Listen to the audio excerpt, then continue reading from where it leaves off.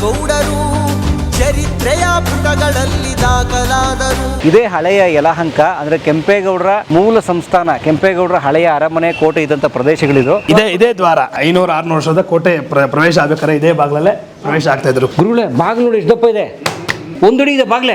7 ವೀರಣ್ಣರ ಗುಡಿಗಳು. ಸ್ವಾಮಿಗೆ ಕೈಗಳು ಇಲ್ಲ, ಕಾಲುಗಳು ಇಲ್ಲ, ಇಷ್ಟೇ. ಕೆಂಪೇಗೌಡನ ಕೋಟೆ ಬಂದು ಇಲ್ಲಿನ ಪ್ರಾರಂಭ ಆಗ್ತಾ ಇದೆ. ಈಗಾಗ್ಲೂ ಆ ಕೋಟೆಯ ಹೆಬ್ಬಾಗಿಲು ಇಲ್ಲೇ ಇದೆ. ವೀರಗಲ್ಗಳು ಅಂದ್ರೆ ಯುದ್ಧದಲ್ಲಿ ಮತ್ತು ಒಂದು ಸೈನ್ಯದಲ್ಲಿದ್ದು ಮಡಿತಿದ್ರಲ್ಲ, ಆ ವೀರರ ಹೆಸರಿನಲ್ಲಿ ಹಾಕ್ತಿದ್ದ ಗೌರವಕ್ಕೋಸ್ಕರ ಆಗ್ತಿದ್ದ ವೀರಗಲ್ಗಳು. ಆ ಬೆಂಗಳೂರು ಕಟ್ಟೋಕೆ ಅವರು ಮೊದಲು ಪೂಜೆ ಮಾಡೋ ಇದೇ ದೇವಸ್ಥಾನ.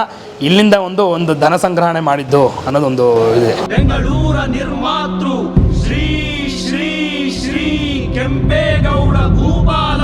ಸ್ನೇಹಿತರೆ, ಇದು ನಾನು ಇರೋಂಥದ್ದು ಸ್ನೇಹಿತರೆ ಸಂಪತ್ ಮಹಾಗಣಪತಿ ದೇವಾಲಯ ಆ ವೃತ್ತ. ಸ್ನೇಹಿತರೆ ನೋಡಿ, ಇಲ್ಲಿ ಗಮನಿಸ್ಬೋದು ಒಂದು ಹಳೆಯ ಅರಳಿ ಮರ ಇದೆ ಇಲ್ಲಿ. ಇದು ಸ್ನೇಹಿತರೆ ಇಲ್ಲಿ ಸ್ಥಳೀಯರು ಹೇಳೋ ಪ್ರಕಾರ ಇಲ್ಲಿ ತುಂಬ ದೊಡ್ಡದಾದ ಒಂದು 500 ವರ್ಷಗಳ ಹಳೆಯ ಅರಳಿ ಮರ ಇತ್ತಂತೆ. ಅದು ಬಿದ್ದು ಬರೀ ಅದರ ಕೊಂಬೆಗಳು, ಹೊಸ ಮರ, ಅದರ ಕೊಂಬೆಗಳು ಮಾತ್ರ ಉಳ್ಕೊಂಡಿದ್ದಾವೆ. ಇದು ತುಂಬ ಹಳೆ ಯಲಹಂಕ ಸ್ನೇಹಿತರೆ ನನಗೆ ಇರೋವಂಥದ್ದು. ನೋಡಿ ಇಲ್ಲಿ ನೀವು ಇಲ್ಲೆಲ್ಲ ಗಮನಿಸ್ಬೋದು. ನೋಡಿ ಇದೆಲ್ಲ ಹಳೆ ಯಲಹಂಕ, ಇದು ಪೂರ್ತಿ. ನೋಡಿ ಇಲ್ಲ ಯಲಹಂಕ ಬಸ್ ಸ್ಟ್ಯಾಂಡ್ ಇದೆ, ಹಳೆ ಯಲಹಂಕದ bus stand. Yelahanka old town ಅಂದರೆ ಇದೆ ನನಗೆ ನಿಂತಿರುವಂಥದ್ದು. ಯಾಕೆ ಇಲ್ಲಿ ಬಂದಿದ್ದೀನಿ ಅಂತಂದರೆ ಸ್ನೇಹಿತರೆ, ಕೆಂಪೇಗೌಡರು ಮತ್ತು ಕೆಂಪೇಗೌಡರ ಹಿರಿಯರನ್ನು, ಅವ್ರ ತಂದೆ ಅವ್ರ ತಾತ ಎಲ್ಲರೂ ಯಲಹಂಕ ನಾಡಪ್ರಭುಗಳು ಅಂತ ಕರಿತಿದ್ರು, ಯಲಹಂಕ ಭೂಪಾಲ ಅಂತ ಕೂಡ ಕರಿತಾಯಿದ್ರು. ಸೊ ಆ ಯಲಹಂಕ ಇದೆ ಸ್ನೇಹಿತರೆ ನನಗೆ ನಿಂತಿರುತ್ತದೆ. ಇದೇ ಹಳೆಯ ಯಲಹಂಕ ಅಂದರೆ ಕೆಂಪೇಗೌಡರ ಮೂಲ ಸಂಸ್ಥಾನ, ಕೆಂಪೇಗೌಡರ ಹಳೆಯ ಅರಮನೆ ಕೋಟೆ ಇದ್ದಂಥ ಪ್ರದೇಶಗಳಿದು. ಆ ಕೋಟೆಯ ಒಳಗಡೆ ನಾನಿದ್ದೀನಿ ಸ್ನೇಹಿತರೆ. ಇಲ್ಲಿ ಮುಂದೆ ಹೋಗೋಣ. ಕೋಟೆ ಬೀದಿನೇ ಇದೆ, ವೇಣುಗೋಪಾಲ ಸ್ವಾಮಿ ದೇವಾಲಯನೇ ಇದೆ, 7 ವೀರಣ್ಣರ ಗುಡಿಗಳಿದ್ದಾವೆ ಕೆಂಪೇಗೌಡರಿಗೆ ಸಂಬಂಧಪಟ್ಟಂಥದ್ದು.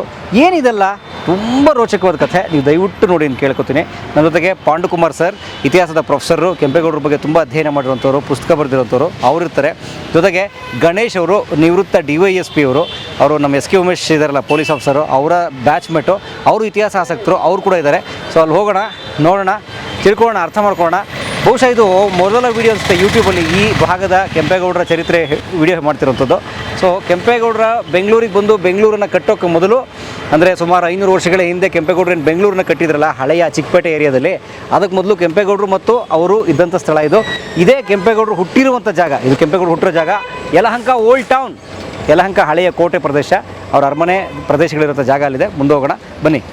ಜಲಗಳನ್ನು ಉಸಿರೆಂದವನು ಹೊಸ ಚರಿತೆಯ ಬರೆದನು ಕೆಂಪೇಗೌಡ. ನೋಡಿ, ನನ್ನ ಜೊತೆಗೆ YN ಅಶ್ವಥ್ ಅವರಿದ್ದಾರೆ.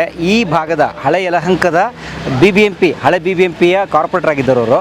ಈಗ ನಮ್ಮ ಜೊತೆಗಿದ್ದಾರೆ ಸ್ಥಳೀಯ ಮುಖಂಡರು. ಅವ್ರಿಗೆ ಇಲ್ಲಿನ ಚರಿತ್ರೆ ಅನೇಕ ವಿಚಾರಗಳು ಗೊತ್ತು. ಸರ್ ನಮಸ್ಕಾರ. ಸರ್ ನಮಸ್ಕಾರ. ನನ್ನ ಹೆಸರು YN ಅಶ್ವಥ್ ಅಂತೇಳಿ, ಯಲಹಂಕ ಪುರಸಭೆಯ ಮಾಜಿ ಅಧ್ಯಕ್ಷರು, ಯಲಹಂಕ BBMP ಮಾಜಿ ಸದಸ್ಯರು. ಸರ್ ಈಗ ನಾವು ನಿಂತಿರೋ ಜಾಗ ಯಾವ್ದು ಸರ್? ಇದು ಯಲಹಂಕ ಹಳೆ ನಗರದ ಬಸ್ ನಿಲ್ದಾಣ. ಹಳೇದಿರ್ಬೋದಾ ಇದು? ಹಳೇದು. ಎಷ್ಟು ಹಳೇದಿರ್ಬೋದು? ಸುಮಾರು 600-700. Wow, very nice.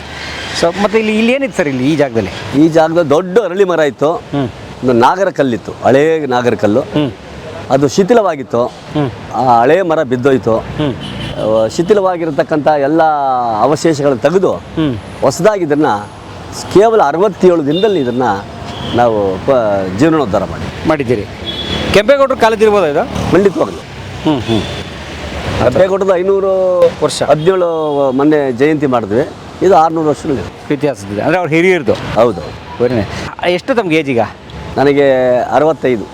ನೀವು ಸಣ್ಣ ಹುಡುಗರಿದ್ದಾಗ ಅಂದರೆ ಒಂದು 50 ವರ್ಷದ ಹಿಂದೆ ಹೇಗಿತ್ತು ಯಲಹಂಕ ಹಳೆ ಊರಿದು? ಹಳೆ ಒಂದು ಪುಟ್ಟ ಗ್ರಾಮ. ಬರೀ 50 ವರ್ಷದಿಂದ. ಇದು 45ರಲ್ಲಿ ಮೊದಲು ಪಂಚಾಯಿತಿ ಇತ್ತು, 45ರಲ್ಲಿ ಇದು ಪುರಸಭೆ ಆಯಿತು. ಹಾಂ, 95ರವರೆಗೂ ಇದು ಪುರಸಭೆ. 96ರಲ್ಲಿ ಇದು ನಗರಸಭೆ ಆಯಿತು.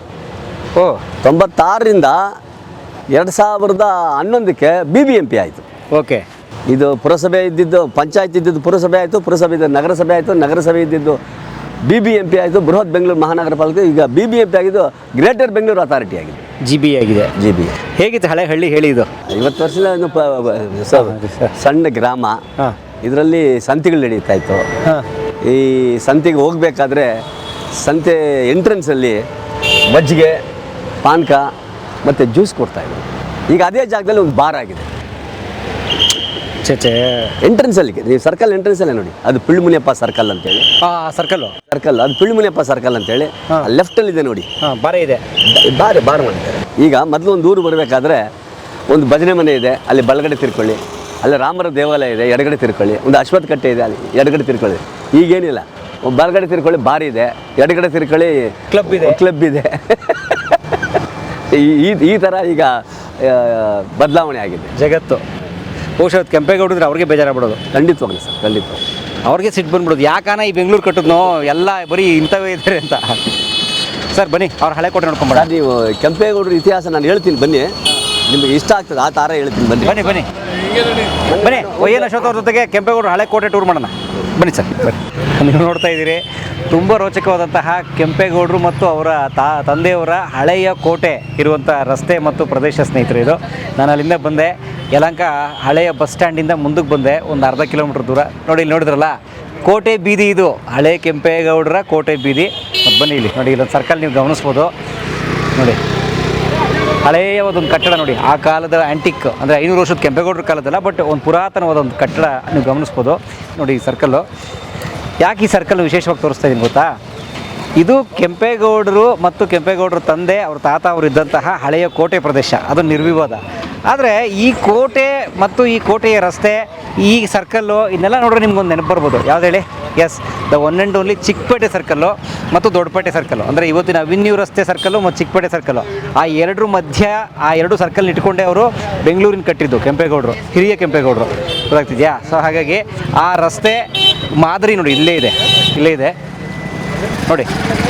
ಈ ಸರ್ಕಲಲ್ಲಿ ನೀವು ಗಮನಿಸಿದ್ರೆ ನೋಡಿ, ಈ ಸರ್ಕಲ್ಲು 4 ರಸ್ತೆ ಕೂಡೋ ಜಾಗ, ಒಂಥರ ಈ ಕಿರಿದಾದ ರಸ್ತೆಗಳು, ಆ ಪ್ರದೇಶದ ಕಾನ್ಸೆಪ್ಟ್ ಬರ್ತಾ ಇದೆಯಾ? ಸೊ ಆ ಥರದ್ದೇ ಚಿಕ್ಕಪೇಟೆ ಕೂಡ ಡಿಸೈನ್ ಮಾಡಿರ್ಬೋದು. ಸೊ ಅದು ನನ್ನ ಒಂದು ಗೆಸ್ಸಿಂಗು. ಸೊ ಆ ಥರದ ಹಳೆಯ ಕೋಟೆ ಪ್ರದೇಶ ಇದು, ಕೆಂಪೇಗೌಡರ ಕೋಟೆ ಪ್ರದೇಶ. ಸೊ ಇಲ್ಲಿ ಬಂದಿದ್ದೀವಿ. ಇಲ್ಲಿ ತುಂಬ ರೋಚಕವಾದಂಥ ಸ್ಮಾರಕಗಳಿದ್ದಾವೆ. 7 ವೀರಣ್ಣರ ಗುಡಿಗಳಿದ್ದಾವೆ. ಅಂದರೆ 7 ಜನ ಅವ್ರ ಅಣ್ತಮ್ಮಗಳೇನು ಬಂದ್ರಲ್ಲ ಹುತ್ತೂರಿಂದ, ಕೆಂಪೇಗೌಡರ ವಂಶಸ್ಥರು, ಅಂದರೆ ಅವ್ರ ಮುತ್ತಾತನ ಕಾಲದಿಂದ 7 ಜನ ಅಣ್ತಮ್ಮಗಳು ರಣಬೈರೇಗೌಡರ ಜೊತೆಗೆ ಬಂದ್ರಲ್ಲ, ಆ 7 ಜನರನ್ನ ಪ್ರತಿನಿಧಿಸುವಂಥ 7 ಮೂರ್ತಿಗಳು ಅಂತ ಹೇಳ್ತಾರೆ. ಅದು ಕೂಡ ಇಲ್ಲಿದೆ, ಅದು ನೋಡೋಣ ಅಂತ ಹೋಗೋಣಂತೆ. ಸೊ ಇದು ಒಟ್ಟಾರೆ ನನಗೆ ಬಂದಿರೋ ಪ್ರದೇಶ ನಂಗೆ ತುಂಬ ರೋಚಕ ಅನ್ನಿಸ್ತಾ ಇದೆ. ಸೊ ಅಂಥದ್ದೊಂದು ಜಾಗ ಹೋಗೋಣ ಬನ್ನಿ. ಹಳೆ ಕೆಂಪೇಗೌಡರ ಕೋಟೆ ಇದ್ದಂಥ ಪ್ರದೇಶ, ಅವರ ಅರಮನೆ ಇದ್ದ ಪ್ರದೇಶ ಇದೆ ಯಲಹಂಕ. ಹಳೆ ಯಲಹಂಕ ನೋಡಿ ಇದೆ ಕೋಟೆ ಬೀದಿ. ಪಾಂಡುಕುಮಾರ್ ಸರ್, ಎಲ್ಲಿಗೆ ಬಂದ್ವಿ ಸರ್ ನಾವೀಗ? ನೋಡಿ, ಭಾಳ ಹಿಂದೆ ನಮ್ಮ ಕೆಂಪೇಗೌಡರ ತಾತ ಇದ್ದಂಥ ಒಂದು ಪ್ರದೇಶ, ಕಟ್ಟಿದಂಥ ಒಂದು ಪ್ರದೇಶ ಜೈಗೌಡ ಅಂಥೇಳಿ. ಜೈಗೌಡ, ಗಿಡ್ಡೇಗೌಡ, ತದನಂತರ ನಂಜೇಗೌಡ, ಕೆಂಪನಂಜೇಗೌಡ ಅಂತ ಕೆಂಪೇಗೌಡರು ಕೂಡ ಹುಟ್ಟಿದಂಥ ಪ್ರದೇಶ. ನೋಡಿ ಈ ರಸ್ತೆ ಹೇಗಿದೆ ಅಂತಂದ್ರೆ ಚಿಕ್ಕಪೇಟೆನಲ್ಲಿ ಇದೆ ನೋಡಿ. ಆ ಚಿಕ್ಕಪೇಟೆನಲ್ಲಿ ಇರುವಂತಹ ರಸ್ತೆ ಏನು ಅವರು ಪ್ರಾರಂಭ ಮಾಡಿದ್ರು ಅದೇ ತರ ಇದೆ. ಉದ್ದಗಲದ ರಸ್ತೆ ಏನಿದೆಯೋ ಈ ಕಾನ್ಸೆಪ್ಟ್ ಇಟ್ಕೊಂಡೆ ಬೆಂಗಳೂರನ್ನ ನಗರವನ್ನ ಕಟ್ಟಿದ್ದೆ ಅಂತ ಗೊತ್ತಾಗ್ತದೆ. ಹೀಗಾಗಿ 100 ವರ್ಷಗಳ ಕಾಲ ಕೆಂಪೇಗೌಡರ ತಂದೆ, ತಾತ, ಮುತ್ತಾತ ಡೆವಲಪ್ ಮಾಡಿದಂಥ ಒಂದು ಪ್ರದೇಶ ಇದು ಯಲಹಂಕ ಅಂಥೇಳಿ. ಅದಕ್ಕಿಂತ ಮೊದಲು ವಿಜಯನಗರಕ್ಕೆ ಸೇರಿತ್ತು ಈ ಪ್ರದೇಶ, ಅದಕ್ಕಿಂತ ಮೊದಲು ಹೊಯ್ಸಳರಿಗೂ ಕೂಡ ಈ ಪ್ರದೇಶ ಸೇರಿತ್ತು ಅಂತ ಆಗ್ತದೆ. ಅವ್ರ ಶಾಸನಗಳಿದೆ. ಇದರಿಂದಾಗಿ ಯಲಹಂಕ ಅನ್ನೋದು ಚೋಳರ ಕಾಲದಲ್ಲಿ ಇದನ್ನು ಯಲವಕ ಅಂತ ಕರೀತಾ ಇದ್ರು. ಆ ಯಲವಕ ಹೋಗಿ ಯಲಹಂಕ ಆಯಿತು. ಸೊ ಹೀಗಾಗಿ ಅದು ಸಾಕಷ್ಟು ಪ್ರಮಾಣದಲ್ಲಿ ಡೆವಲಪ್ ಆಗಿದೆ ಅಂತಕ್ಕಂಥ ಗೊತ್ತಾಗ್ತದೆ. ಈ ಒಂದು ಹಳೆ ಪ್ರದೇಶ ಆದ್ದರಿಂದ, ಹಳೆ ಊರಾದ್ದರಿಂದ, ಹಳೆ ನಗರ ಆದದ್ದರಿಂದ ಹೊಸದೊಂದು ನಗರವನ್ನು ಕಟ್ಟಬೇಕು ಅನ್ನುವಂಥ ಉದ್ದೇಶದಿಂದ ಕೆಂಪೇಗೌಡರು ಬೆಂಗಳೂರನ್ನ ನಿರ್ಮಾಣ ಮಾಡಿದ್ರು. ಹೀಗಾಗಿ ಇದೇ ಮೂಲ ಪ್ರದೇಶ, ಇಲ್ಲಿಂದನೇ ಅಲ್ಲಿಗೆ ಹೋದ್ರು ಎಂಬತಕ್ಕಂಥದ್ದು ಗೊತ್ತಾಗ್ತದೆ. ಹೀಗಾಗಿ ಅದನ್ನು ವೀಕ್ಷಣೆ ಮಾಡೋಣ. ಇಲ್ಲೆಲ್ಲ ನೋಡಿದಾಗ ಇಲ್ಲಿ ಎಲ್ಲಿ ನೋಡಿದ್ರು ಕೂಡ ಇಲ್ಲಿ ಕಾಲದಲ್ಲಿ ಇದ್ದಂಥ ಕೆಲವಾರು ಮನೆಗಳು, ಕೋಟೆ ಪ್ರದೇಶ, ಎಲ್ಲಿ ನೋಡಿದ್ರು ಸಾಕಷ್ಟು ದೇವಸ್ಥಾನಗಳಿವೆ. ಆ ದೇವಸ್ಥಾನಗಳು ನಗರಿಯಿಂದನೇ ಕರೀಬೋದು. ಎಲ್ಲಿ ನೋಡಿದ್ರು ಬೇಕಾದಷ್ಟು ಇಲ್ಲಿ ದೇವಸ್ಥಾನಗಳಿವೆ. ಇವುಗಳನ್ನ ವೀಕ್ಷಣೆ ಮಾಡ್ತಾ ಹೋಗೋಣ. ಓಕೆ, ಅಂದ್ರೆ ನೋಡಿ ಇವತ್ತು ಯಲಹಂಕ ಬೆಂಗಳೂರಿಗೆ ಸೇರ್ಕೊಂಡ್ಬಿಟ್ಟಿದೆ. ಬೆಂಗಳೂರಿನ ಒಂದು ವಾರ್ಡ್ ಇದು, ನಿಜ ಅಲ್ವಾ? ಏರ್ಪೋರ್ಟ್ ಹೋಗೋ ರಸ್ತೆ, ದೇವನಹಳ್ಳಿ ಏರ್ಪೋರ್ಟ್ ಹೋಗೋ ರಸ್ತೆ, ಯಲಹಂಕ ಒಂದು ವಾರ್ಡ್. ಆದ್ರೆ ಆ ಕಾಲದಲ್ಲಿ ಯಲಹಂಕನೇ ಬೇರೆ, ಇದೇ ಒಂದು ಸಂಸ್ಥಾನ, ಪ್ರತ್ಯೇಕ. ಹೌದು, ಸಂಸ್ಥಾನ, ಇದೇ ಒಂದು ಸಾಮ್ರಾಜ್ಯ, ಇಲ್ಲೇ ಒಂದು ಅರಮನೆ, ಕೋಟೆ ಪ್ರದೇಶ, ಆಳರಸರು ಇದ್ದಂಥ ಪ್ರದೇಶ. ಬೆಂಗಳೂರು ಒಂದು ಹಳ್ಳಿ. ಹೆಂಗ್ ಕಾಲದ ಆ ಟ್ರಾನ್ಸಿಷನ್ ಅಥವಾ ಬದಲಾವಣೆ ಸ್ಥಿತಿ ಅಂತ ಹೇಗಿದೆ ನೋಡಿ ಸರ್. ಅವಾಗ ಬೆಂಗಳೂರೇ ಇರಲಿಲ್ಲ, ಅದೊಂದು ಕುರ್ಚಿಲ್ ಕಾಡಿನ ಪ್ರದೇಶ ಆಗಿತ್ತು. ಅದನ್ನು ಕಟ್ಟಿದವರು ಕೆಂಪೇಗೌಡರು. ಕಾರಣ ಏನು ಅಂತಂದ್ರೆ ಹೊಸದೊಂದು ಪ್ರದೇಶನ ಕಟ್ಟಬೇಕು ಅಂತೇಳಿ. ಹೀಗಾಗಿ ಇಲ್ಲಿಂದ ಅಲ್ಲಿಗೆ ಹೋದ್ರು ಎಂಬತಕ್ಕಂಥ ಗೊತ್ತಾಗ್ತದೆ. ಮೊದಲು ಈಗಿದು ಯಾವ ಥರ ಇತ್ತು ಎಂಬತಕ್ಕಂಥದ್ದನ್ನ ಒಂದು ಕಟ್ಕೊಡುವಂಥದ್ದು ಕೆಲಸವನ್ನು ಕಲಾ ಮಾಧ್ಯಮ ಮಾಡ್ತದೆ. ಹೀಗಾಗಿ ಯಲಹಂಕವನ್ನು ನಾವು ವೀಕ್ಷಕರಿಗೆ ತೋರಿಸೋಣ. ನಮಸ್ಕಾರ, ಬನ್ನಿ. ಸ್ಥಳೀಯರಿದ್ದಾರೆ ಇಲ್ಲಿ ಸ್ನೇಹಿತರೆ. ಈ ಕೆಂಪೇಗೌಡರ ಯಲಹಂಕದ ಹಳೆಯ ಕೋಟೆ ಇದೆಯಲ್ಲ, ಈ ಹಳೆಯ ಕೋಟೆ ಒಳಗಡೆ 7 ವೀರಣ್ಣರ ಗುಡಿಗಳು ಅಂತ ಒಂದು ಹಳೆಯ ಪುರಾತನವಾದ ಗುಡಿ ಇದೆ ಆ ಕಾಲದ್ದು. ಬನ್ನಿ ತೋರಿಸ್ತೀನಿ ನಿಮಗೆ. ಅದ್ರ ಕಥೆ, ರೋಚಕವಾದ ಕಥೆ ಅಲ್ಲಿ ನಿಮ್ಗೆ ಖಂಡಿತ ಹೇಳ್ತೀನಿ. ನೋಡಿ, ಇದೆಲ್ಲ ಅದೇ ಹಳೆಯ ಪ್ರದೇಶ, ಇದೆಲ್ಲ ಹಳೆಯ ಕೋಟೆ ಪ್ರದೇಶ, ಕೆಂಪೇಗೌಡರು ಓಡಾಡ್ತಿದ್ದ ಪ್ರದೇಶ.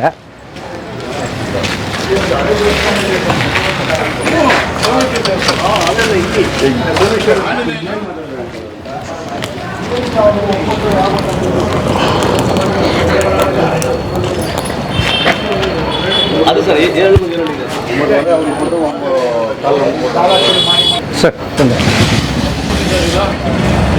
ನಾನು ಆಗಲೇ ಹೇಳಿದಾಗೆ ಇದು 7 ವೀರಣ್ಣರ ಗುಡಿಗಳು ಆ ಸರ್ಕಲ್. ಇದು ಸರ್ ಎಲ್ಲಿಗೆ ಬಂದ್ವಿ ಸರ್?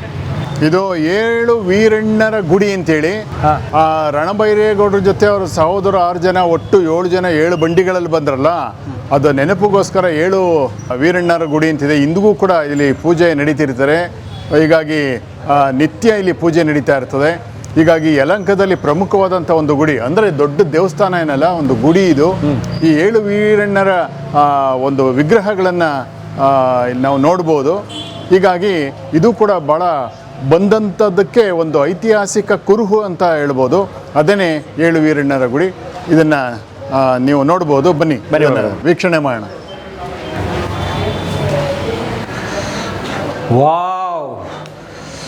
ವಾ, ಬನ್ನಿ ನೋಡಿ, 7 ವೀರಣ್ಣರ ಗುಡಿಗಳು. ಕೆಂಪೇಗೌಡರ ಮುತ್ತಾತ ರಣಭೈರೇಗೌಡರು ಮತ್ತು ಅವ್ರ ಜೊತೆಗೆ 6 ಜನ ಅಣ್ತಮ್ಮಗಳೇನು ಬಂದ್ರಲ್ಲ, ಆ 7 ಜನರು ನೋಡಿ, ದಯವಿಟ್ಟು ನೋಡಿ. ವಾವ್, ಅದ್ಭುತ ನೋಡಿ. ಅವ್ರ ಮುಖದಲ್ಲೆಲ್ಲ ಮೀಸೆ ಮಿರಿ ಮಿಂಚ್ತಾ ಇದೆ, ವೀರಾದಿ ವೀರರ ಮುಖದಲ್ಲಿ. ಅದೇ 7 ಜನರ ಅಣ್ಣ ತಮ್ಮಂದ್ರ ಕೆಂಪೇಗೌಡರ ಹಿರಿಯರ ಮೂರ್ತಿಗಳು. ಬನ್ನಿ, ಇಲ್ಲಿ ಅರ್ಚಕರಿದ್ದಾರೆ, ಅವ್ರ ಜೊತೆ ಮಾತಾಡೋಣ. ಗುರುಗಳೇ ನಮಸ್ಕಾರ. ನಮಸ್ತೆ. ತಮ್ಮ ಹೆಸರು ಪರಿಚಯ ಹೇಳಿ ಸರ್. ನಾವು ವಿಶ್ವಾಸ್ ದೀಕ್ಷಿತ್ ಅಂತ, ಯಲಹಂಕದ ಇದೇ ಊರಲ್ಲಿ ಹುಟ್ಟಿ ಬೆಳೆದಿರೋಂಥದ್ದು. ಇದು ನಾನೇ 4ನೇ ತಲೆಮಾರು ಈ ದೇವಸ್ಥಾನ ಪೂಜೆ ಮಾಡಿಕೊಂಡು ಬಂದಿದ್ದೀವಿ, ಅರ್ಚನಾವರ್ತಿ ಮಾಡಿಕೊಂಡು. ನಿಮ್ದೇ 4ನೇ ತಲೆಮಾರು? ಹೌದು. ಮತ್ತೆ ಈ ಗುಡಿ ಎಷ್ಟು ವರ್ಷ ಆಳಿದು? ಈ ಗುಡಿ ಬಂದು ಸುಮಾರು ಕೆಂಪೇಗೌಡರ ಕಾಲದ ಹಿಂದಿನದು. ಏನು ಇತಿಹಾಸ ಅಂದರೆ, ಈ ವಿಶೇಷವಾಗಿ ಇವರು 7 ಮಂದಿ ವೀರಣ್ಣ ಅಂತ, 7 ಜನ ಅಣ್ಣ ತಮ್ಮಂದರು. ಇವರು ಮೂಲ ಬೇಲೂರಿಂದ ಬಂದವರು. ಇವರು ಬೇಲೂರು ಹತ್ರ ಒಂದು ಯಲಹಂಕ ಅಂತ ಇದೆ, ಅಲ್ಲಿನ ವಾಸವಾಗಿದ್ದ ಇವರು. ಬೇಲೂರಿಂದ ಬಂದವರು, ವಲಸೆ ಬಂದವರು. ಈ ಊರಿಗೆ ಹೆಣ್ಮಕ್ಳು ಕೊಟ್ಟಿರ್ತಾರೆ. ಈ ಹೆಣ್ಮಕ್ಳು ನೋಡೋಕ್ಕೋಸ್ಕರ ಬಂದಿರ್ತಾರೆ. ರಾತ್ರಿ ಆಗಿರುತ್ತೆ. ಬಂದು ಇಲ್ಲೊಂದು ಆಲದ ಮರ ಇತ್ತಂತೆ, ಅರಳಿ ಮರ, ಆಲದ ಮರ, ಅಲ್ಲಿ ಮಲಗಿರ್ತಾರೆ. ಈ ಊರಿನ ಪಾಳೆಗಾರರು ಇವ್ರು ಯಾರೋ ಕಳ್ಳರು ಬಂದಿದ್ದಾರೆ ಅಂದ್ಬಿಟ್ಟು ಅವ್ರನ್ನ ಹೊಡೆದಾಕ್ಬಿಟ್ಟಿರೋದು, ಕೈಕಾಲು ಕತ್ತರಿಸ್ಬಿಟ್ಟು. ಕೈಕಾಲುಗಳಿಲ್ಲ ದೇವರಿಗೆ, ಮತ್ತು ಇದಾಗ್ಬಿಡ್ತು. ಆಮೇಲೆ ಕಾಲಕ್ರಮೇಣ ಅವರು ಅಲ್ಲೇ ಸಮಾಧಿ ಆಗೋದ್ರು. ಅದಾದಮೇಲೆ ಕೆಂಪೇಗೌಡರ ಕಾಲದಲ್ಲಿ ಬಂದು ಅವರು ವಿಶ್ರಾಂತಿಗೋಸ್ಕರ ಇಲ್ಲಿ ಬಂದು ಮಲಗಿದ್ದ ಕೆಂಪೇಗೌಡರು ಅವ್ರ ಸ್ವಪ್ನದಲ್ಲಿ ಬಂದು, ನಾವು ನಿಮ್ಮ ಹಳೆಯ ವಂಶಸ್ಥರು, ನಮ್ಗೆ ಈ ಥರ ಸದ್ಗತಿ ಇಲ್ಲ, ನಮಗೊಂದು ದಾರಿ ತೋರಿಸಿ ಅಂತ ಹೇಳಿದಾಗ, ಅವ್ರಿಗೆ ಆ ಕನಸಲ್ಲಿ ಸ್ವಪ್ನದಲ್ಲಿ ಯಾವ ಥರ ಆಕಾರ ಬಂತೋ ಆ ಥರ ಒಂದು ವಿಗ್ರಹ ಮಾಡಿ ಪ್ರತಿಷ್ಠಾಪನೆ ಮಾಡಿದ್ರು ಕೆಂಪೇಗೌಡರ. ನಮ್ಮ ವಂಶಸ್ಥರು ಅಂದ್ಬಿಟ್ಟು ಅವ್ರಿಗೆ ಕರ್ಮಾದಿಗಳೆಲ್ಲ ಮಾಡಿ, ತದನಂತರ ಅವ್ರನ್ನ ದೇವಾಂಶ ಸಂಭೂತರಾಗ್ಬಿಟ್ರು.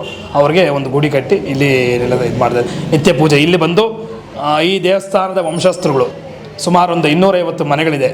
ಈ ಊರಲ್ಲಿ ಯಾರೂ ಇಲ್ಲ. ಇವರು ಬರೀ ಹೆಣ್ಣುಮಗಳು ಒಂದೇ ಒಂದು ಮನೆ ಇರೋದು. ಎಲ್ಲ ಇಲ್ಲಿ ಅಕ್ಕಪಕ್ಕ ಇರುವಂಥ ಜಕ್ಕೂರು, ಹಲಸೂರು, ಮೀಸ್ನಾಯಕನಹಳ್ಳಿ, ಹೂನಾಯಕನಹಳ್ಳಿ, ಈ ಥರ ಸುಮಾರು ಒಂದು 5-6 ಊರುಗಳಿದೆ. ಬೇಗೂರು ಅಂತ. ಇಲ್ಲಿನ ಇವರು ವಂಶಸ್ಥರುಗಳು ಸುಮಾರು 250 ಮನೆಗಳಿದೆ. ಪ್ರತಿ ವರ್ಷದ ಶ್ರಾವಣ ಮಾಸದ 3ನೇ ಶನಿವಾರ ವಿಶೇಷ ಪೂಜೆ ನಡೆಯುತ್ತೆ.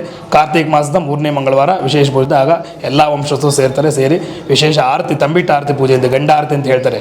ಎಲ್ಲೂ ಮಾಡಲ್ಲ, ಇಲ್ಲಿ ಒಂದು ಮಾತ್ರನೇ ಇಲ್ಲಿ ಆರತಿ. ಎಲ್ಲರೂ ಅಕ್ಕಿ ಹಿಟ್ಟಿನ ಆರತಿ ಮಾಡ್ತಾರೆ. ಇಲ್ಲಿ ಬಂದು ಏನೂ ಬೇಯಿಸದೆ, ಯಾವುದೇ ರೀತಿ ಬೇಯಿಸದೆ ಹಸಿಯಾದಾಗಿ, ಏನೋ ಬರೀ ಹುರಿದು ಮಾಡುವಂಥದ್ದು. ಏನು ಕಡಲೆ ಪಪ್ಪು, ಕಡಲೆ ಬೀಜ, ಎಳ್ಳು, ಗಸಗಸೆ, ಬೆಲ್ಲ ಇವೆಲ್ಲ ಬಂದು ಹಸಿಯಾಗಿ ಹಾಲಲ್ಲಿ ಕರೆಸಿ ತಂಬಿಟ್ಟು ಆರತಿ, ಗಂಡ ಆರತಿ ಅಂತ ಮಾಡ್ತಾರೆ. ಅದು ಇಲ್ಲಿದೆ ಮಾತ್ರ ಮಾಡೋದು. ಮತ್ತು ಈ ದೇವರಿಗೆ ಯಾವುದೇ ರೀತಿ ಖಾರದ ನೈವೇದ್ಯ ಮಾಡಲ್ಲ. ಅಂದರೆ ಏನಕ್ಕೋಸ್ಕರ ಅಂದರೆ ಅವರು ಕೈಕಾಲುಗಳು ಇಲ್ಲದೆ ಇರೋ ಕಾರಣ ಆ ಖಾರ ತಿಂದಾಗ ನಂಜಾಗತ್ತೆ ಅನ್ನೋಕ್ಕೋಸ್ಕರ ಅದು ಹಿಂದಿಂದ ಪದ್ಧತಿ ಮಾಡ್ಕೊಂಡ್ಬಂದಿದೆ. ಮತ್ತು ಈ ದೇವರಿಗೆ ಯಾವುದೇ ರೀತಿ ಹೆಣ್ಗಸರು ಇದಕ್ಕೆ ನೈವೇದ್ಯಗಳಾಗಲಿ ಪ್ರಸಾದಗಳಾಗಲಿ ಮಾಡಬಾರ್ದು. ಗಂಡಸರು ಇವಾಗ ನಮ್ಮ ಮನೆಗಳಲ್ಲೂ ಅಷ್ಟೇ, ನಾವೇ ಗಂಡಸರೇ ನೈವೇದ್ಯ ಪ್ರಸಾದ ಮಾಡ್ಕೊಂಡು ಬರೋದು. ಮತ್ತು ಹಿಂದಿನ ಕಾಲದಲ್ಲಿ 7 ಮಂದಿ ವೀರಣ್ಣಗೆ 7 ಜನಗಳು 7 ಎಡೆ ಅಂತ ತೊಗೊಂಡು 7 ಹೊಸ ಬುಟ್ಟಿ, ಅದರಲ್ಲಿ ತಳಿಗೆ ನೈವೇದ್ಯ ಅಂತ ಮಾಡ್ತಾಯಿದ್ರು. ತಳಿಗೆ ನೈವೇದ್ಯ ಅಂತ ಅದನ್ನು 7 ಬುಟ್ಟಿಯಲ್ಲಿ ಮಾಡ್ಕೊಂಡು ಊರು ಸುತ್ಕೊಂಡು ನಡ್ಕೊಂಡು ಬರಬೇಕಾಗಿತ್ತು. ಈಗ ಊರು ಬೆಳೆದಿದೆ, ನಡ್ಕೊಂಡು ಬರೋದಕ್ಕೆ ಸಾಧ್ಯ ಆಗಿದ್ದರಿಂದ ಈಗ ಹಸಿ ಪೊಂಗಲ್ ಮಾಡ್ತಾಯಿದ್ದೆ. ಬಿಟ್ಟರೆ ಆ ತಳಿಗೆ ನೈವೇದ್ಯ ಮಾಡೋದು ಏನು ಅಂದರೆ, ಎಲ್ಲ ಒಂದೊಂದು ಹಿಡಿ, 7 ಹಿಡಿ ಅಕ್ಕಿ, 7 ಹಿಡಿ ಹೆಸರು ಬೇಳೆ, 7 ಹಿಡಿ ಬೆಲ್ಲ, 7 ಹಿಡಿ ಕಲ್ಲುಪ್ಪು, ಮೆಣಸು, ಇದೆಲ್ಲ ಹಾಕಿ ಮಾಡುವಂಥ ತಳಿಗೆ ನೈವೇದ್ಯ. ಈಗ ಅದನ್ನು ವಿಶೇಷ ದಿವಸಗಳಲ್ಲಿ ಮಾತ್ರ ಮಾಡ್ತೀವಿ. ಮಿಕ್ಕಿ ದಿವಸ ನಿತ್ಯ ಬಂದು ಪೊಂಗಲ್ ನೈವೇದ್ಯ ಮಾಡುತ್ತೆ. ಯಾವುದೇ ರೀತಿ ಖಾರದ ನೈವೇದ್ಯ ಮಾಡಲ್ಲ. ಈ ಕೆಂಪೇಗೌಡರು ಕಟ್ಟಿದ್ದು ಬಂದು ಮರದ ವಿಗ್ರಹಗಳಿತ್ತು. 1988ವರೆಗೂ ಇತ್ತು. ಅದಾದಮೇಲೆ ಪೂರ್ತಿ ದೇವಸ್ಥಾನ ಶಿಥಿಲ ಆದಾಗ ಅದೆಲ್ಲ ನೆಲಸಮ ಆಗೋಯಿತು. ಆಮೇಲೆ 89ರಲ್ಲಿ ಹೊಸ ದೇವಸ್ಥಾನ ಜೀರ್ಣೋದ್ಧಾರ ಮಾಡಿ ಮತ್ತೆ ಕಲ್ಲಿನ ವಿಗ್ರಹಗಳು ಮಾಡಿಸಿದ್ದು. ದೊಡ್ಡವರು ಅಲ್ಲಿಂದ ಪ್ರಾರಂಭ, 7 ಮಂದಿ ವೀರಣ್ಣ ಅಂತ, ಕೊನೆಯಲ್ಲಿ ಗಣಪತಿ ಇದೆ. ಒಬ್ಬರದ್ದು ಚಿಕ್ಕದಾಗ್ತಾ ಆ 7 ಜನ ಅಣ್ಣಂದ್ರು, ಮೊದಲನೇವರು, 2ನೇವರು, 3ನೇವರು, 4ನೇವರು, 5ನೇವರು, 6ನೇವರು, 7ನೇವರು ಅಂತ ಕೊನೆಯಲ್ಲಿ ಗಣಪತಿಯನ್ನು ಇಟ್ಟಿದೆ. ಓಹೋ, ನೋಡಿ ಅದು ವಿಗ್ರಹದ ಅದುಗಳ ಶೇಪು ಅಂದರೆ ಅವುಗಳ ಆಕಾರ, ಅವುಗಳ ಸೈಜ್ ಕೂಡ ದೊಡ್ಡದಿಂದ ಸಣ್ಣದಾಗ್ತದೆ. ಅದರ ಕೈ ಕಾಲು ಇಲ್ಲದೆ ತಾವು ನೋಡ್ಬೋದು ಇಲ್ಲಿಂದನೇ. ಅದು ಕವಚನಾ? ನೋಡಿ, ಸ್ವಾಮಿಗೆ ಕೈಗಳು ಇಲ್ಲ, ಕಾಲುಗಳಿಲ್ಲ, ಇಷ್ಟೇ. ಆ ಬರೀ ಮುಂಡ ಮಾತ್ರ ಇರೋದಂತ, ಕೈಗಳು ಯಾವುದೂ ಇಲ್ಲ, ಕಾಲು ಇಲ್ಲ. ಅರ್ಧ ದೇಹ ಅರ್ಧ ಕೈಗಳು. ಎಲ್ಲ 7 ಜನ ಅಣ್ಣ ತಮ್ಮಗಳೇನ ಗುರುಳೆ? 7 ಜನ ಅಣ್ಣ ತಮ್ಮಂದ್ರು ಇವರು. ಓಕೆ. ಇದು ಬೇಲೂರು ಹತ್ರ ಯಲಹಂಕ ಅಂತ ಈಗಲೂ ಇದೆ. ಅಲ್ಲಿ ಇವರ ಮೂಲ ದೇವರು ಒಂದು ವೀರಣ್ಣ ಸ್ವಾಮಿ ಅಂತ, ಅಲ್ಲೂ ಒಂದು ವಿಗ್ರಹ ಇದೆ, ಪ್ರಧಾನ ವೀರಣ್ಣ ಸ್ವಾಮಿ ಅಂತ. ಅದ್ಭುತ. ಓಂ ಹಿರಣ್ಯಪಾತ್ರಂ ಮಧೋ ಪೂರ್ಣಂ ದದಾತಿ ಮಧವ್ಯೋ ಸಾನೀತಿ ಏಕದಾತ್ ಬ್ರಹ್ಮಣೋಪಹರತಿ ಏಕದೇವ ಯಜಮಾನಾಯಸ್ತೇಜೋ ದದಾತಿ ಮಹಾಗಣಪತಿದೇವತಾಭ್ಯೋ ನಮಃ. ಕರ್ಪೂರ ನೀರಾಂಜನಂ ದರ್ಶಯಾಮಿ. ಸೋಮೋ ವಾ ಏತಸ್ಯ ರಾಜ್ಯಮಾದತ್ತೆ ಯೋ ರಾಜಾಸುಂ ರಾಜ್ಯೋ ವಾಸೋ ಮಿನತೆ ದೇವಸ್ವಾಮೇಧಾನಿ ಹವೀಗುಂಷಿ ಭವಂತೆ ಏತಾವಂತೋ ವೇ ದೇವಾನಾಗುಂ ಸಭಾಃ ತಯೇವಾಸ್ಮೇ ಸಭಾನ್ ಪ್ರಯಚ್ಛಂತೆ ತಯೇನಂ ಪುನಸ್ವಂತೆ ರಾಜ್ಯಾಯ ದೇವಸೋ ರಾಜಾ ಭವತಿ. ವಿಶ್ವದಶ್ಚಕ್ಷುರುತ ವಿಶ್ವತೋ ಮುಖೋ ವಿಶ್ವತೋ ಹಸ್ತವದ ವಿಶ್ವದಸ್ಪಾತ್ ಸಂಬಾಹುಭ್ಯಾನಮತಿ ಸಂಪದತ್ವೇದ್ಯಾ ವಾ ಪೃಥಿವೀ ಜನಯಂ ದೇವೇಕಃ. ಮಹಾಗಣಪತಿ ನಮಃ. ವೀರಣ್ಣಸ್ವಾಮದೇವತಾಭ್ಯೋ ನಮಃ. ಕರ್ಪೂರ ನೀರಾಜನಂ ದೃಶ್ಯಾಮಿ. ನೀರಾಜನಾಂತರಮಾದಂ ಸಮರ್ಪಯಾಮಿ. ದಿವ್ಯರಕ್ಷಾಂ ಧಾರಯಾಮಿ. ಇಂದ್ರಸ್ಥೋಮೇನ ಪಂದಶೇ ಮಧ್ಯಮಿದಂ ಪಾತೇನ ಸಕರೇಣ ರಕ್ಷಾಂ.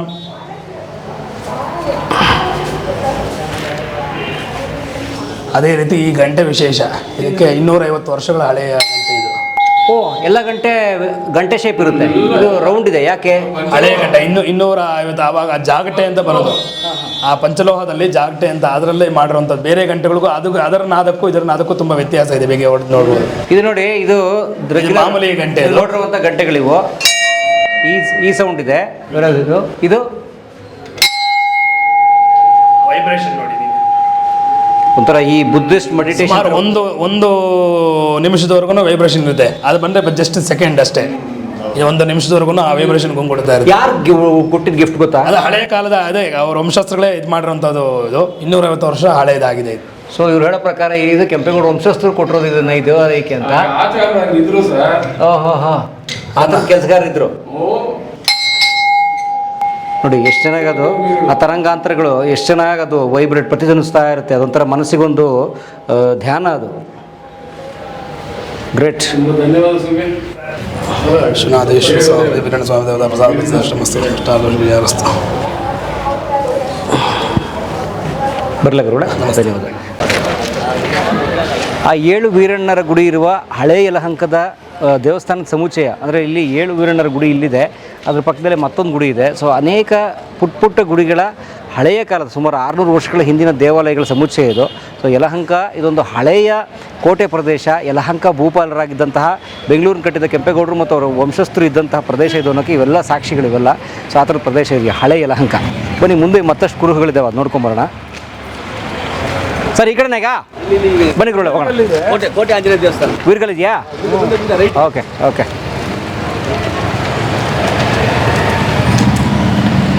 ಯಲಹಂಕಕ್ಕೆ ಬಂದರೆ ನೀವು ದೇವನಹಳ್ಳಿ ಕಡೆ ಹೋದರೆ ಅಥವಾ ದೊಡ್ಡಬಳ್ಳಾಪುರ ರಾಜಾನಕುಂಟೆ ಕಡೆ ಹೋದರೆ ಹೊಸ ರೋಡಲ್ಲಿ ಎಕ್ಸಿಟ್ ಆಗಿಬಿಡ್ತಾರೆ. ಇದು ಆ್ಯಕ್ಚುಲಿ ಹಳೆ ಯಲಹಂಕ ನೋಡಿ. ಕೋಟೆ ಬೀದಿಗೆ ಹೋಗ್ತಾ ಇದ್ದೀವಿ ನಾವು. ಇಲ್ಲೊಂದು ಒಳ್ಳೆ ವೀರ್ಗಳಿದೆ, ನೋಡೋಣ ಬನ್ನಿ.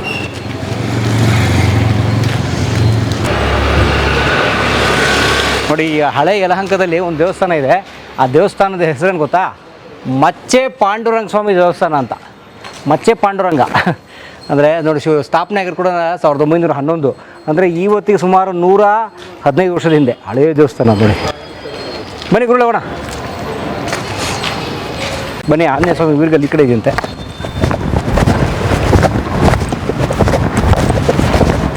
ಹೌದು, ಇಲ್ಲಿದೆ ಶ್ರೀ ಕೋಟೆ ಆಂಜನೇಯ ಸ್ವಾಮಿ ಹನುಮಂತನ ದೇವಾಲಯ.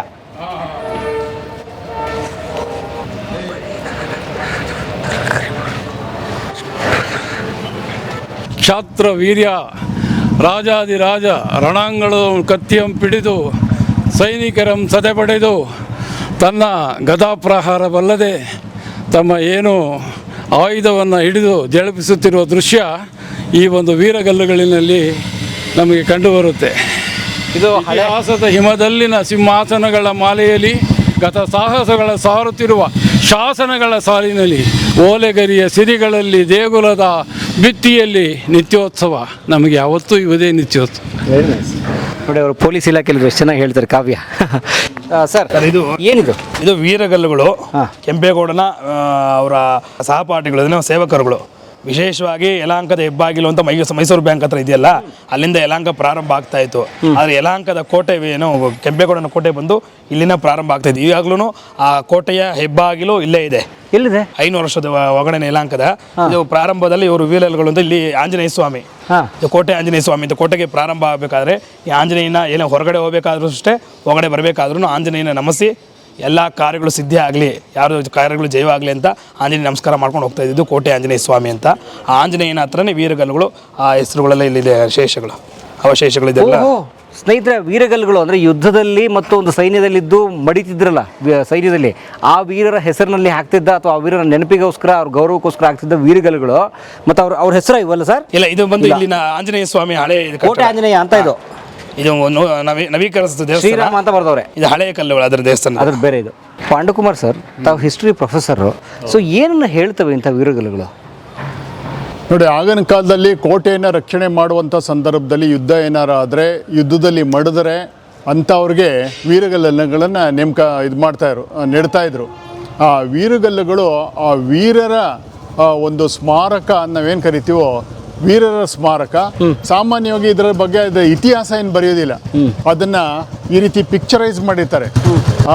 ಹೋರಾಡ್ತಾ ಇರ್ತಕ್ಕಂಥದ್ದು, ಮತ್ತು ಸತಿಯರು ಎತ್ಕೊಂಡು ಹೋಗ್ತಾ ಇರ್ತಕ್ಕಂಥದ್ದು, ಸ್ವರ್ಗ ಸಿಗ್ತಾ ಇರ್ತಕ್ಕಂಥದ್ದು, ಈಗ ಸ್ವರ್ಗವಾಸಿಗಳಾದರು ಅಂತ ಅನ್ನೋದಕ್ಕೆ ಅದು ಕೆಳಗಡೆ ಲೈನ್ನಲ್ಲಿ ಹೋರಾಟ ಮಾಡ್ತಾ ಇರ್ತಕ್ಕಂಥದ್ದು, ಮೇಲ್ಗಡೆ ಲೈನ್ನಲ್ಲಿ 4 ಜನ ಅಪ್ಸರೆಯರು ಎತ್ಕೊಂಡು ಹೋಗ್ತಾ ಇರ್ತಕ್ಕಂಥದ್ದು, ಕೊನೆಯಲ್ಲಿ ಲಿಂಗ ಇಟ್ಟಿರ್ತಾರೆ, ಲಿಂಗೈಕ್ಯ ಆದರು ಅಂತೇಳಿ. ಸಾಮಾನ್ಯ ಲಿಂಗೈಕ್ಯ ಅಂತ ಹೇಳ್ತೀವಲ್ಲ, ಆ ಲಿಂಗೈಕ್ಯ ಆಗ್ತಕ್ಕಂಥದ್ದು. ಸೊ ಆಗಿನ ಕಾಲದಲ್ಲಿ ವೀರ ಮರಣ ಯಾರು ಅಪ್ತಾರೋ ಅಂಥವ್ರಿಗೆ ಸ್ವರ್ಗ ಸಿಗ್ತದೆ ಅಂತೇಳಿ. ಇಲ್ಲ ಅಂದರೆ ಯಾರು ಯುದ್ಧನೇ ಮಾಡ್ತಿರಲಿಲ್ಲ, ಸಾವಿಗೆ ಯಾರು ಎದುರ್ಕೊಂಡು ಸುಮ್ಮನೆ ಆಗೋಗ್ಬಿಡ್ತಾಯಿದ್ರು. ವೀರ ಮರಣ ಸ್ವರ್ಗ ಸಿಗ್ತದೆ ಅಂದರೆ ಮಾತ್ರ ಹೋರಾಟ ಮಾಡ್ತಾಯಿದ್ರು. ಸೊ ಹೀಗಾಗಿ ಪ್ರತಿಯೊಬ್ಬರು ಕೂಡ ಅಷ್ಟೇ, ಆ ಒಂದು ನಾನು ಸತ್ರೆ ನನಗೆ ಸ್ವರ್ಗ ಸಿಗ್ತದೆ ಅಂತನ್ನುವಂಥ ಒಂದು ಪರಿಕಲ್ಪನೆ ಅವರಲ್ಲಿ ಇತ್ತು ಎಂಬತಕ್ಕಂಥ ಗೊತ್ತಾಗ್ತದೆ. ಹೀಗಾಗಿ ಅವರ ನೆನಪಿಗೋಸ್ಕರ ಈ ವೀರಗಲ್ಲುಗಳನ್ನ ಹಾಕ್ತಾರೆ. ಸೊ ಹೀಗಾಗಿ ಇಲ್ಲಿ ಕೋಟೆ ಪ್ರಾರಂಭ ಆಗ್ತಕ್ಕಂಥದ್ದು ನಾವು ನೋಡ್ಬೋದು. ಅಂದ್ರೆ ಈ ಕೆಂಪೇಗೌಡರ ಹಳೆಯ ಯಲಹಂಕದ ಕೋಟೆ ಮತ್ತು ಯಲಹಂಕದ ಸಾಮ್ರಾಜ್ಯ ಐತಲ್ಲ, ಹೌದೌದು, ಆ ಸಾಮ್ರಾಜ್ಯದ ಪ್ರವೇಶ ಇದು. ಹೌದೌದು. ಆಮೇಲೆ ಇನ್ನೊಂದು, ಕೋಟೆ ಅಂದ ತಕ್ಷಣ ಕಲ್ಲಿನ ಕೋಟೆ ಅಂತ ನಾವು ಪರಿಕಲ್ಪನೆ ಮಾಡ್ಕೊಳ್ಳುವಂಥ ಅಗತ್ಯ ಇಲ್ಲ. ಆ ಕಲ್ಲಿನ ಕೋಟೆ ಎಲ್ಲ ಲೇಟರ್ ಆನ್ 17-18ನೇ ಶತಮಾನದ ನಂತರ ಬಂದಿರತಕ್ಕಂಥದ್ದು. ಹೈದರಾಲಿ ಟಿಪ್ಪು ಸುಲ್ತಾನ್ ಅವ್ರ ಕಾಲದಲ್ಲಿ ಕಲ್ಲಿನ ಕೋಟೆಯನ್ನೇ ಮಾಡಿದ್ರು. ಕೆಂಪೇಗೌಡರ ಕಾಲದಲ್ಲಿ, ಅವರ ಪೂರ್ವಿಕರ ಕಾಲದಲ್ಲಿ ಮಣ್ಣಿನ ಕೋಟೆ ಅಷ್ಟೇ. ಅದೆಲ್ಲ ಮಣ್ಣಿಂದ ಮಾಡಿದ್ರು. ಮಣ್ಣು ಅಂದರೆ ಒಂದು ಹೆಚ್ಚು ಕಡಿಮೆ ಒಂದು 30 ಅಡಿ 40 ಅಡಿ ಅಗಲ ದಪ್ಪ ಇರತಕ್ಕಂಥದ್ದು. ಮಣ್ಣಿನ ಕೋಟೆ ಸಣ್ಣದಲ್ಲ, ಅಷ್ಟು ದೊಡ್ಡ, ಅಷ್ಟು ಸ್ಟ್ರೆಂತು, ಅಷ್ಟು ಇದಾಗಿತ್ತು. ಆದರೆ ಹೈದರಾಲಿ ಟಿಪ್ಪು ಸುಲ್ತಾನ್ ಕಾಲದಲ್ಲಿ, ಮೈಸೂರು ಒಡೆಯರ ಕಾಲದಲ್ಲಿ ಆ ಕೋಟೆ ಅಂದರೆ ಕಲ್ಲಲ್ಲಿ ಕಟ್ಟಬೇಕು, ಬತೇರಿಗಳನ್ನ ಮಾಡಬೇಕು ಅಂತ ಪರಿಕಲ್ಪನೆ ಅವ್ರ ಕಾಲದಲ್ಲಿ ಬಂದದ್ದು. ಅದಕ್ಕಿಂತ ಮೊದಲು ಮಣ್ಣಿನ ಕೋಟೆ. ಸೊ ಹೀಗಾಗಿ ಮಣ್ಣಿನ ಕೋಟೆ ಜಾಸ್ತಿ ದಿನ ಉಳಿಲಿಲ್ಲ. ಕಾರಣ ಏನು ಅಂದರೆ ನಗರೀಕರಣ. ನಗರ ಬೆಳೆದಂತೆಲ್ಲ ಸಂಪೂರ್ಣವಾಗಿ ಅವಶೇಷ ಆಗೋಯ್ತು ಅಂತಕ್ಕಂಥ ಗೊತ್ತಾಗ್ತದೆ. ಇಲ್ಲಿಂದ ಪ್ರಾರಂಭ ಆಗ್ತದೆ ಕೋಟೆ, ಇಲ್ಲಿಂದ ಪ್ರಾರಂಭ ಆಗ್ತದೆ. ನಮ್ಮ ವಿಶ್ವಾಸವ್ರ ಪ್ರಕಾರ ಈ ಏನು ಯಲಹಂಕ ಓಲ್ಡ್ ಟೌನ್ ಅಂತ ಕರಿತೀವೋ, ಇಲ್ಲಿ ಹೆಚ್ಚು ಕಡಿಮೆ 25ಕ್ಕೂ ಹೆಚ್ಚು ದೇವಾಲಯಗಳಿವೆ. ಬರೀ ಯಲಹಂಕ ಓಲ್ಡ್ ಟೌನ್ ಅಲ್ಲೇ ಸುಮಾರು 1 ಕಿಲೋಮೀಟರ್ ರೇಡಿಯಸ್. ಹೌದೌದು, ಅಷ್ಟರಲ್ಲೇನೆ ಸುಮಾರು 25ಕ್ಕೂ ಹೆಚ್ಚು ದೇವಸ್ಥಾನಗಳು, ಎಲ್ಲಿ ನೋಡೋರು ದೇವಸ್ಥಾನಗಳು. ಸೊ ಹೀಗಾಗಿ ಸಾಕಷ್ಟು ದೇವಸ್ಥಾನಗಳಿವೆ. ಹತ್ತಿರದಲ್ಲೇ ಕೆರೆ ಕೂಡ ಇದೆ. ಈಗ ಯಲಹಂಕ ಕೆರೆ ಅಂತೇಳಿ ಭಾಳ ದೊಡ್ಡ ಕೆರೆ ಇದೆ. ಅಲ್ಲಿಗೆ ನೀರಿನ ಅನುಕೂಲ ಇತ್ತು, ವ್ಯವಸಾಯ ಇರ್ಬೋದು, ಕುಡಿಯೋ ನೀರು ಇರ್ಬೋದು, ಎಲ್ಲದಕ್ಕೂ ಕೂಡ ಅನುಕೂಲ ಇತ್ತು ಎಂಬತಕ್ಕಂಥ ಗೊತ್ತಾಗ್ತದೆ. ಕೋಟೆ ಅಥವಾ ಹಳೆಯ ಕೋಟೆ ಪ್ರದೇಶ, ಇಲ್ಲೂ ಕೂಡ ಆ ಕೋಟೆ ಅಂತಾನೆ ಕರೀತಾರೆ. ಕೋಟೆ ಪ್ರದೇಶ, ಕೋಟೆ ಜನಗಳು ಅಂತೇಳಿ ಇಲ್ಲಿಂದ ಪ್ರಾರಂಭ ಆಗ್ತದೆ. ಅದನ್ನ ನೋಡ್ಕೊಂಡು ಹೋಗ್ತಾರೆ. ಬನ್ನಿ ಹೋಗೋಣ ಸರ್. ಹೇಳಿದ್ರಲ್ಲ ವಾಕ್ಯ, ಅದು ಇಲ್ಲಿದೆ ನೋಡಿ. ವೀರಗಲ್ಲುಗಳು ಏನಕ್ಕೆ ಅಂತಂದ್ರೆ ಒಂದು ಹೆಣ್ಣು ಸ್ತ್ರೀ ಒಂದಲ್ಲಿ ಮನುಷ್ಯನಿಗೆ ಅವನ್ನ ಇದು ಮಾಡ್ಕೊಂಡು ಹೋಗ್ತಾ ಇರೋಂಥದ್ದು. ನೋಡಿ ಇಲ್ಲಿ ಭಾವಚಿತ್ರ ಇಲ್ಲಿದೆ. ಒಂದು ಹೆಂಗಸಿನ ಭಾವಚಿತ್ರ, ಇಲ್ಲೊಬ್ರು ಕೂತ್ಕೊಂಡು ಅವ್ರನ್ನ ಕರ್ಕೊಂಡು ಹೋಗ್ತಾ ಇರೋಂಥದ್ದು ವೀರಮರಣ ಆಗಿದೆ. ಎಲ್ಲ ಕಡೆನೂ ಅದು ಇದರಲ್ಲಿ ಇದೆ. ಅವ್ರು ಹೇಳಿದ್ರಲ್ಲ ಹಿಸ್ಟ್ರಿ ಪ್ರೊಫೆಸರು, ಸೊ ಅದೆಲ್ಲನೂ ಪ್ರತಿಯೊಂದರಲ್ಲೂ ಇದೆ ನೋಡಿ. ಮತ್ತು ಅಷ್ಟು ಮಾತ್ರ ಅಲ್ಲ ನೋಡಿ, ಇಲ್ಲಿ ತಾವು ಗಮನಿಸಿದ ಹಾಗೆ ಈ ವೀರ ಹೋರಾಡ್ತಿದ್ದಾರೆ. ಹೋರಾಟ ಮಾಡಬೇಕಾದ್ರೆ ಗುರಾಣಿ ಕತ್ತಿ ಎರಡೂ ಇದೆ. ಮತ್ತು ನೋಡಿ ಅವ್ರ ಕಡೆಯಿಂದ ಏನೋ ಈ ಚುಚ್ಚಿಸ್ಕೋತಾ ಇರ್ತಾರಲ್ಲ ಇದೆ ನೋಡಿ ಇಲ್ಲಿ. ನೋಡಿ ಇಲ್ಲಿ ವೀಲ್ ತುಂಬ ಸ್ಪಷ್ಟವಾಗಿದೆ ನೋಡಿ. ಇಲ್ಲಿ ಅವರು ಈಟಿನ ಚುಚ್ಚಿದ್ದಾರೆ ನೋಡಿ, ಈಟಿನ ಚುಚ್ಚಿ ಅವ್ರ ಹೊಟ್ಟೆಗೆ ನಾಟಿದೆ ನೋಡಿ. ಶತ್ರುಗಳು ಬಿದ್ದಿದೆ ನೋಡಿ, ಕೆಳಗೆ ಬಿದ್ದಿದೆ ನೋಡಿ, ಇಲ್ಲೊಬ್ಬ ಬಿದ್ದಿದ್ದಾನೆ, ಕಾಲದಲ್ಲಿ ತಿಳ್ಕೊಂಡಿದ್ದಾರೆ ಆ ಥರದ್ದು ಕೆತ್ತಿರೋದು. ಸೊ ಇವೆಲ್ಲ ನೂರಾರು ವರ್ಷ ಹಳೆವು ಅಂತ ಕಥೆ ಹೇಳ್ತಿದ್ದಾವೆ. ಆಮೇಲೆ ಭಾಳ ಮುಖ್ಯವಾಗಿ ಸರ್, ನಾವು ಮರೆಯಲೇಬಾರ್ದಂಥದ್ದು ಈ ವೀರಗಲ್ಲು ಅಂದ ತಕ್ಷಣ ನೆನಪಾಗೋದು ನನಗೆ ಬೆಂಗಳೂರು ಅಂತ ಹೆಸರಿರೋ ಉಲ್ಲೇಖ ಇರೋ ಬೇಗೂರು ಶಾಸನ. 9ನೇ ಶತಮಾನದ್ದು. ಸೊ ಅದರಲ್ಲೂ ಕೂಡ ಅದು ಕೂಡ ವೀರಗಲ್ಲೆ. ವೀರಗಲ್ಲೇನೆ. ನಾಗತ್ತರ ಬುಟ್ಟಣ್ಣ ಶೆಟ್ಟಿಯ ಮಗ ಸತ್ತನು ಅಂತಾನೆ ಅದರಲ್ಲ ಕ್ಲಿಯರ್ ಆಗೇ ಇದೆ. ಆ ಹೋರಾಟ ನಡೆದಿದೆ. ಆದ್ರೆ ಬೆಂಗಳೂರು ಅಂದ್ರೆ ಈ ಪ್ರೆಸೆಂಟ್ ಬೆಂಗಳೂರಲ್ಲ, ಅಲ್ಲಿ ಹತ್ರದಲ್ಲಿ ಇನ್ನೊಂದು ಬೆಂಗಳೂರು ಅಂತ ಇತ್ತು. ಹೀಗಾಗಿ ಅದಕ್ಕೋಸ್ಕರ ಹೋರಾಟ ನಡೀತು ಅಂತೇಳಿ. ಹೀಗಾಗಿ ಕ್ರಿಸ್ತಶಕ 9ನೇ ಶತಮಾನದಲ್ಲೇ ಬೆಂಗಳೂರು ಅನ್ನುವಂಥ ಒಂದು ಹೆಸರನ್ನ ಊರಿತ್ತು ಎಂದು ತೆಗೆದು ಆಗ್ತದೆ. ಆ ಹೆಸರನ್ನೇ ಇಟ್ಟರು ಅಂತ ಒಂದು. ಇನ್ನೊಂದು ಕೊಡಗೆಹಳ್ಳಿನೇ ಕರೀತಾರೋ, ಕೊಡಗೆಹಳ್ಳಿನೂ ಕೂಡ ಹಳೆ ಬೆಂಗಳೂರು ಅಂತ ಕರೀತಾ ಇದ್ರು. ಅಲ್ಲಿ ಜನಗಳು ಹಳೆ ಬೆಂಗಳೂರು ಅಂತ ಕರೀತಾ ಇದ್ರು. ಅವರ ಕೆಂಪೇಗೌಡರ ತಾಯಿಯ ತವರು ಮನೆ. ಹೀಗಾಗಿ ತಮ್ಮ ಅಜ್ಜಿ ಮನೆ ನೆನಪಿಗೋಸ್ಕರ ಕೂಡ ಬೆಂಗಳೂರು ಅಂತ ಇಟ್ಟಿರ್ಬೋದು. ಹೀಗಾಗಿ ಬೆಂಗಳೂರು ಅನ್ನೋದು ಪ್ರೈಮರಿ ಸ್ಕೂಲ್ ಓದಿದಾಗೆ ಬೆಂದಕಾಳೂರು ಏನಲ್ಲ, ಬೆಂಗಳೂರು 9ನೇ ಶತಮಾನದಲ್ಲೇ ಇತ್ತು ಅಂತ ಗೊತ್ತಾಗ್ತದೆ. ಭಾಳ ಸೂಕ್ಷ್ಮವಾಗಿ ನಾನು ಸೆಪ್ರೇಟ್ ಎಪಿಸೋಡ್ ನಿಮಗೆ ಕೊಡ್ತೀನಿ ಬೇಗೂರು ಶಾಸನದ. ಅದರ ಒಂದು ಗ್ಲಿಮ್ಸ್ ಹೇಳಬೇಕು ಅಂದರೆ ನೋಡಿ, ಬೇಗೂರು ಇವತ್ತಿನ ಬೆಂಗಳೂರಿನ ಬೊಮ್ಮನಹಳ್ಳಿ ಹತ್ರ ಇರುವಂಥ ಬೇಗೂರು ಇದೆಯಲ್ಲ, ಬೇಗೂರಿನಲ್ಲಿ ನಾಗೇಶ್ವರ ಸ್ವಾಮಿ ದೇವಸ್ಥಾನ ಇದೆ. ತುಂಬ ಹಳೆಯದು, ಚೋಳರ ಕಾಲದ್ದು ಅಂತ ಅದಕ್ಕೆ ಶಾಸನ ಎಲ್ಲ ಇದೆ. ಆನಂತರ ಬಂದ ಅನೇಕ ರಾಜರು ಅದನ್ನು ಡೆವಲಪ್ ಮಾಡ್ಕೊಂಡು ಬಂದಿದ್ದಾರೆ. ಪುಟ್ಟಗುಡಿಯಿಂದ ದೊಡ್ಡದಾಗಿ ಬೆಳೆದಿದೆ. ಅಲ್ಲಿ ನಾಗತ್ತರ ಯಾರು ಅಂತಂದರೆ ನಮ್ಮ ತಲಕಾಡಿನ ಗಂಗರ ಹತ್ರ ಇದ್ದಂತಹ ಒಬ್ಬ ಸಾಮಂತ ಅರಸ. ಆ ಭಾಗ ಬೇಗೂರು ಸುತ್ತಮುತ್ತ ಆಳ್ತಿದ್ದಂಥ ಅರಸ ನೊಳಂಬರು ಸಿರಾ ತಾಲೂಕನ್ನು ರಾಜಧಾನಿಯಾಗಿ ಆಳ್ತಿದ್ದಂಥ ನೊಳಂಬರು ವಿರುದ್ಧ ಯುದ್ಧ ನಡೆದಾಗ ಆ ನಾಗತ್ತರ ಯುದ್ಧದಲ್ಲಿ ಮಡಿತಾನೆ. ಸೊ ಆತನ ನೆನಪಿಗೋಸ್ಕರ, ಆತನ ವೀರಾವೇಶವನ್ನು ಕೊಂಡಾಡೋಕ್ಕೋಸ್ಕರ ಹಾಕ್ಸಿರುವಂಥ ವೀರಗಲ್ಲು ಮತ್ತು ಶಾಸನ ಎರಡೂ ಇದೆ. ಇದರಲ್ಲಿ ಬರೀ ನಮಗೆ ವೀರಗಲ್ಲು ಕಾಣ್ತಿದೆ. ಬಹುಶಃ ಕಾಲದ ಹೊಡೆತಕ್ಕೆ ಸಿಕ್ಕಿ ಇದ್ರ ಕೆಳಗಡೆ ಯಾವುದೋ ಶಾಸನ ಇದ್ರೆ, ಮೇಲ್ಗಡೆ ಶಾಸನ ಇದ್ರೆ ಹೋಗಿರ್ಬೋದು ಅಥವಾ ಬೇರೆ ಕಡೆ ಇಟ್ಟಿದ್ದಾರಂತೆ. ಆದರೆ ಆ ಬೇಗೂರಿನ ಶಾಸನದ ಮಹತ್ವನೇ ಅದು. ಅದರಲ್ಲಿ ಬೆಂಗಳೂರು ಕದನದಲ್ಲಿ, ಬೆಂಗಳೂರು ಯುದ್ಧದಲ್ಲಿ ಏನೋ ಲೈನೇ ಇದೆ, ಬೆಂಗಳೂರು ಕಾಳಗದೊಳ್ ಅಂತ ಸಾಲೆ ಇದೆ ಅದರಲ್ಲಿ. ಸೊ ಆ ಥರ ಅಲ್ಲಿ ಹತ್ರ ಒಂದು ವೀರ ಹೋರಾಟ ಮಾಡ್ತಿರುವಂಥ ತುಂಬ ಸುಂದರವಾದ ಕೆತ್ತನೆ ಕೂಡ ಇದೆ ಅದರಲ್ಲಿ. ಜೊತೆಗೆ ನೀಟಾಗಿ ಸಾಲುಗಳಿದ್ದಾವೆ. ಸೊ ಅದು ಭಾಳ ಮಹತ್ತರವಾದ ಶಾಸನ ಅದು. ಇವತ್ತಿನ ಬೆಂಗಳೂರಿನ ಕಬ್ಬನ್ ಪಾರ್ಕ್ ಹತ್ರ ಇರುವಂಥ ಬೆಂಗಳೂರು ಮ್ಯೂಸಿಯಂ ವಸ್ತು ಸಂಗ್ರಹಾಲಯದಲ್ಲಿ ಅದನ್ನು ಒರಿಜಿನಲ್ ಪ್ರತಿಯನ್ನು ಕಾಪಾಡಿಟ್ಟಿದ್ದಾರಲ್ಲ ವೆಂಕಟಪ್ಪ ಆರ್ಟ್ ಗ್ಯಾಲರಿಲಿ. ಅದು ತಾವು ಮಕ್ಕಳನ್ನ ಕರ್ಕೊಂಡು ದಯವಿಟ್ಟು ನೋಡಿ ಅಂತ ನನ್ನ ಮನವಿ. ಬನ್ನಿ, ಕೆಂಪೇಗೌಡರ ಕಾಲದ ಹಳೆಯ ಕೋಟೆ, ಯಲಹಂಕದ ಕೋಟೆ ಹೇಗಿತ್ತು ಎಲ್ಲ ನೋಡೋಣ. ಬನ್ನಿ ಹೋಗೋಣ. ಬನ್ನಿ ನೋಡಿ, ಇಲ್ಲಿನ ಸ್ಥಳೀಯರು ಅಶ್ವಥ್ ಅವರು ಮತ್ತು ಇಲ್ಲಿನ ರಾಜಕಾರಣಿಯವರು, ಅವ್ರನ್ನ ಕೇಳೋಣ. 2026ರಲ್ಲಿ ರೆಕಾರ್ಡಿಂಗ್ ಮಾಡ್ತಾ ಇದ್ದೀವಿ. ಆದರೆ ಹಳೆಯ ಕೋಟೆ ಹೇಗಿತ್ತು ನೀವು ನೋಡಿದಾಗ ಹೇಳಿ. ಅದು ಒಂದು ಕಲ್ಲು ಮತ್ತು ಮಣ್ಣು ಮಿಶ್ರಿತವಾದಂಥ ಒಂದು ಕೋಟೆ. ಸುಮಾರು 5-6 ಅಡಿ ದಪ್ಪ ಇತ್ತು. ಎತ್ತರ ಒಂದು 11 ಅಡಿ 12 ಅಡಿ ಎತ್ತರ ಇತ್ತು. ಎಲ್ಲಿತ್ತು? ಇಲ್ಲ, ಈ ಜಾಗದಲ್ಲೇ ಇತ್ತು. ಇಲ್ಲೇ ಇತ್ತು? ಇಲ್ಲಿ ತಾವೇ ನೋಡಿದ್ದೀರಿ? ಖಂಡಿತವಾಗಿ. ಎಷ್ಟು ವರ್ಷದಿಂದ? ಸುಮಾರು ಒಂದು 40-50 ವರ್ಷಗಳಿಂದ. ನೀವು ಹುಡುಗ ಆಗಿದ್ದಾಗ? ಹೌದು. ನೋಡಿ, ಬರೀ 40 ವರ್ಷದ ಹಿಂದೆ ಅಥವಾ ಒಂದು 50 ವರ್ಷದ ಹಿಂದೆ ಇಲ್ಲಿ ಕೋಟೆ ಅವಶೇಷ ಇತ್ತು. ಕೋಟೆಯ ಕೂಗಿತ್ತು. ದಪ್ಪನೇ ಒಂದು 7-8 ಅಡಿ. ಹೌದು. ಎತ್ತರ ಒಂದು 11 ಅಡಿ. ಹೌದು. ನೋಡಿದ್ರಾ? ಅದು ಇಲ್ಲಿದ್ದು ಕೋಟೆ ಪ್ರದೇಶ. ಹೌದು, ಅದಕ್ಕೆ ಕೋಟೆ ಬೀದಿ ಹೇಳ್ತಾರೆ. ಕೋಟೆ ಬೀದಿ. ಬನ್ನಿ ಒಳಗಡೆ ಹೋಗೋಣ. ಇದು ಕೋಟೆ ಪ್ರಾರಂಭ. ಸಾಮಾನ್ಯವಾಗಿ ಕೋಟೆ ಪ್ರದೇಶದಲ್ಲಿ ದೇವರು ಒಳ್ಳೇದು ಮಾಡಲಿ ಅಂತೇಳಿ ದೇವಸ್ಥಾನವನ್ನು ಇಟ್ಟಿರ್ತಾ ಇದ್ರು. ಇಂದಿಗೂ ಕೂಡ ಅಷ್ಟೇ. ನಾವೇನು ಬೆಂಗಳೂರು ನಗರ ಕಟ್ಟಿದಾರಲ್ಲ, ಆ ದ್ವಾರಗಳಲ್ಲೆಲ್ಲ ಆಂಜನೇಯನ ಗುಡಿಗಳಿವೆ. ಈಗ ನಾವು ಇತ್ತೀಚೆಗೆ ಏನು ಮಾಡ್ತಿದ್ದೀವಿ ಅಂತಂದ್ರೆ, ಈ ಗಣಪತಿನ ನಾವು ಇಟ್ಕೊಂಡಿರ್ತೀವಿ. ಹಿಂದಿನ ಕಾಲದಲ್ಲಿ ಆಂಜನೇಯನ ಇದು ಮಾಡ್ತಾ ಇದ್ರು. ಕಾರಣ ಏನಂದ್ರೆ ಶಕ್ತಿ ದೇವತೆ. ಸೊ ಹೀಗಾಗಿ ಆ ಶಕ್ತಿ ದೇವತೆಯ ಕುರುಹಾಗಿ ಅಲ್ಲೆಲ್ಲ ಒಂದು ಗುಡಿಗಳನ್ನ ಮಾಡ್ತಾ ಇದ್ರು ಅಂತ ಆಗ್ತದೆ. ಇಲ್ಲೂ ಅಷ್ಟೇ ಕೋಟೆ ಪ್ರಾರಂಭ ಆಗ್ತದೆ. ಆ ಪ್ರಾರಂಭದಲ್ಲೇನೆ ದೇವಸ್ಥಾನ ಇದೆ. ಅಲ್ಲಿ ದಿಡ್ಡಿ ಬಾಗ್ಲು ಅಥವಾ ಕೋಟೆ ಬಾಗ್ಲು ಕೂಡ ನಾವು ನೋಡಬಹುದು, ಹಳೆ ಕಾಲದ್ದು. ಹೀಗಾಗಿ ಇವುಗಳನ್ನೆಲ್ಲ ಕೂಡ ನಮ್ಮ ವೀಕ್ಷಕರಿಗೆ ತೋರಿಸುವಂತ ಉದ್ದೇಶ ನಮ್ದಾಗಿದೆ. ಓಕೆ, ಅಂದ್ರೆ ಕೆಂಪೇಗೌಡರು ವಂಶಸ್ಥರು ಓಡಾಡ್ತಿದ್ರು ರಸ್ತೆ ಇದು. ಹೌದೌದು, ಕೋಟೆಯ ವಂಶಸ್ಥರು. ನೋಡಿ, ಇದೊಂಥರ ಏನಂತಾರೆ, ಪುರ ಪ್ರವೇಶ. ಇದು ಕೋಟೆ ಪ್ರವೇಶ. ಹೌದೌದು, ಅಲ್ಲಿ ಹೋಗ್ತಾ ಇದೀವಿ ನಾವು. ಬನ್ನಿ. ಈಗ ಇಲ್ಲಿ ಆಂಜನೇಯ ಸ್ವಾಮಿ ದೇವಸ್ಥಾನ ನೋಡಿದ್ರಲ್ಲ, ಕೋಟೆ ಆಂಜನೇಯ. ಹೊರಗಡೆ ಹೋಗ್ಬೇಕಾದ್ರೂ ಒಳಗಡೆ ಬರಬೇಕಾದ್ರೂ ಆ ಆಂಜನೇಯನಿಗೆ ನಮನ ಮಾಡ್ಕೊಂಡು ಹೋಗ್ತಾ ಇದ್ದು. ಏನೋ ನಾವು ಹೋಗುವಂತಹ ಕಾರ್ಯ ಸಿದ್ಧಿ ಆಗಲಿ, ವಿಜಯವಾಗಲಿ ಅಂತ. ಏನೇ ಕೋಟೆಗೆ ಯಾರ ಮೇಲೆ ಆದ್ರೂ ದಂಡೆ ತೊಗೋಬೇಕಾದ್ರೂ ಅಲ್ಲಿ ನಮಸ್ಕಾರ ಮಾಡಿಕೊಂಡು ಮತ್ತೆ ಬರಬೇಕಾದ್ರೂ ನಾವು ಬಂದಿದ್ದೀವಿ ಒಳಗಡೆ ಏನೋ ಸುಸೂತ್ರವಾಗಿ ಬಂದಿದ್ದೀವಿ ಅನ್ನೋದನ್ನು ಆಂಜನೇಯ ಸ್ವಾಮಿ ನಮನ ಮಾಡ್ಕೊಂಡು ಆಗ್ತಾಯಿದ್ರು. ಒಳಗಡೆ ಬಂದ ತಕ್ಷಣ ವೇಣುಗೋಪಾಲ ಸ್ವಾಮಿ, ಇದು ಬಂದು ವೇಣುಗೋಪಾಲ ಸ್ವಾಮಿ ಬಂದು ಮಹಾಭಾರತ ಕಾಲದದ್ದು. ಮಹಾಭಾರತ ಅರ್ಜುನನ ಮೊಮ್ಮಗನಾದ ಜನಮೇಜಯ ಮಹಾರಾಜ, ಜನಮೇಜಯ ಮಹಾರಾಜ ಬಂದು ಪ್ರತಿಷ್ಠಾಪನೆ. ಏನಕ್ಕೋಸ್ಕರ ಅಂದ ಅವ್ರ ತಂದೆಯನ್ನು ಸರ್ಪಗಳು ವಧೆ ಮಾಡ್ತು, ಅದು ಕತೆ ಎಲ್ಲರಿಗೂ ಗೊತ್ತಿರುತ್ತೆ. ಆ ಸರ್ಪ ವಧೆ ಮಾಡಿದ ಕಾರಣ ಸುಮಾರು ಸರ್ಪಗಳು ಸತ್ತೋಗುತ್ತೆ. ಅದಕ್ಕೆ ಅವನು ಶಾಪಗ್ರಸ್ತನಾಗ್ತಾನೆ. ಆಗ ಶಾಪ ವಿಮೋಚನೆಗೋಸ್ಕರ ಈ ವೇಣುಗೋಪಾಲ ಸ್ವಾಮಿನ ಹಾಗೂ ವಿಶ್ವನಾಥೇಶ್ವರನ ಪ್ರತಿಷ್ಠಾಪನೆ ಮಾಡ್ತಾರೆ. ಹರಿಹರ ಒಂದೇ ಬೌಂಡ್ರಿಯಲ್ಲಿ ಒಂದೇ ಚೌಕಟ್ಟಿನಲ್ಲಿರುವಂಥ ಒಂದೇ ಒಂದು ದೇವಸ್ಥಾನ ಅಂದರೆ ಇದು ಯಲಹಂಕ ವೇಣುಗೋಪಾಲ ವಿಶ್ವನಾಥೇಶ್ವರ ಅಂತ. ಇಲ್ಲಿ ಕೋಟೆ ಇಲ್ಲಿಂದ ಪ್ರಾರಂಭ ಆಗ್ತೈತೆ. ಯಲಹಂಕ ಇದಕ್ಕೆ ಮುಂಚೆ ಇರುವಂಥ ಈಗಿನ ಯಲಹಂಕ ಅಲ್ಲ, ಇದರ ಹಿಂದೆ ಇದ್ದಿದ್ದು ಯಲಹಂಕ. ಮುಂಚೆ ಇದೇ ದ್ವಾರ. ಇಲ್ಲಿ ಕೋಟೆಯನ್ನು ತಗೊಂಡು ಒಳಗಡೆ ಇಲ್ಲಿಂದಲೇ ಪ್ರತಿಯೊಬ್ಬರು ಪ್ರವೇಶ ಮಾಡಬೇಕಾಗಿತ್ತು. ಅಲ್ಲಿ ಬಂದು ಪ್ರವೇಶದಲ್ಲಿ ಆಂಜನೇಯ ನಮಸ್ಕಾರ. ಹೌದು ಹೌದು, ಇಲ್ಲಿ ಸ್ಟಾರ್ಟ್ ಇದೆ. ಏನೋ 500 ವರ್ಷ 600 ವರ್ಷ ಹಳೆಯ ಬಾಗಿಲು ಈಗಲೂ ಇದೆ. ಇಲ್ಲೇ ಬನ್ನಿ ಬನ್ನಿ ಸರ್. ಹಂಗಾರೆ ನಾವು ಕೆಂಪೇಗೌಡರು ಪ್ರವೇಶ ಮಾಡಿದ್ದೆ. ಇದೇ ದ್ವಾರ, ಇದೇ ಪ್ರಧಾನ ದ್ವಾರ, ಇದೇ ಕೋಟೆಯ ದ್ವಾರ. ಬಾಗಿಲು ದೊಡ್ಡ ಬಾಗಿಲು ಇಲ್ಲೇ ಇದೆ ನೋಡಿ. ಇದು ವೇಣುಗೋಪಾಲ ಸ್ವಾಮಿ ಮತ್ತು ವಿಶ್ವನಾಥೇಶ್ವರ ಸ್ವಾಮಿ ದೇವಸ್ಥಾನ, ಕೋಟೆ ಬೀದಿ, ಯಲಹಂಕ ನಾಡು. ನೋಡಿ, ಇನ್ನು ಯಲಹಂಕ ಸಿಟಿ ಅಂತ ಕರಿತಾ ಇಲ್ಲ, ಯಲಹಂಕ ನಾಡು ಅಂತಾನೆ ಹೆಸರಿಟ್ಟಿದ್ದಾರೆ ನೋಡಿ. ನೋಡಿ ಇದನ್ನ ತೋರಿಸ್ಕೊಂಡು ನೋಡಿ, ಇಲ್ಲಿ ಶಿಲಾಶಾಸನಗಳು ಕೆಳಗಡೆ ಇದೆ. ಶಾಸನ ಇದೆ, ಇದು ಶಾಸನಗಳು. ಗರುಡ ಇಲ್ಲಿದ್ದಾರೆ. ಗರುಡಗಂಬ.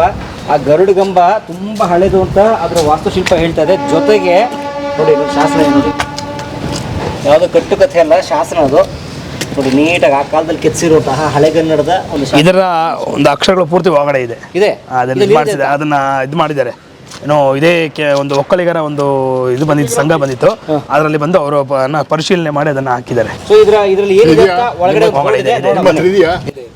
ಹಾಗಾದ್ರೆ ಈಗ ಒಳಗಡೆ ಹೋಗೋಣಂತೆ. ನಾವು ನೋಡ್ತಾ ಇರುವಂತಹ ಕೋಟೆಯ ಹೆಬ್ಬಾಗಿಲಿದೆ. ಆಗಿನ 500-600 ವರ್ಷದ ಕೋಟೆ ಪ್ರವೇಶ ಆಗ್ಬೇಕಾದ್ರೆ ಇದೇ ಬಾಗಿಲಲ್ಲೇ ಪ್ರವೇಶ ಆಗ್ತಾ ಇದ್ರು. ಕೊನೆಗೆ ಇದು ಬಾಗಿಲು ಹಾಕ್ಬಿಡೋರು ಒಳಗಡೆ ಬಂದ ಮೇಲೆ ಯಾರಿಗೂ ಪ್ರವೇಶ ಇರ್ತಾರಲ್ಲ.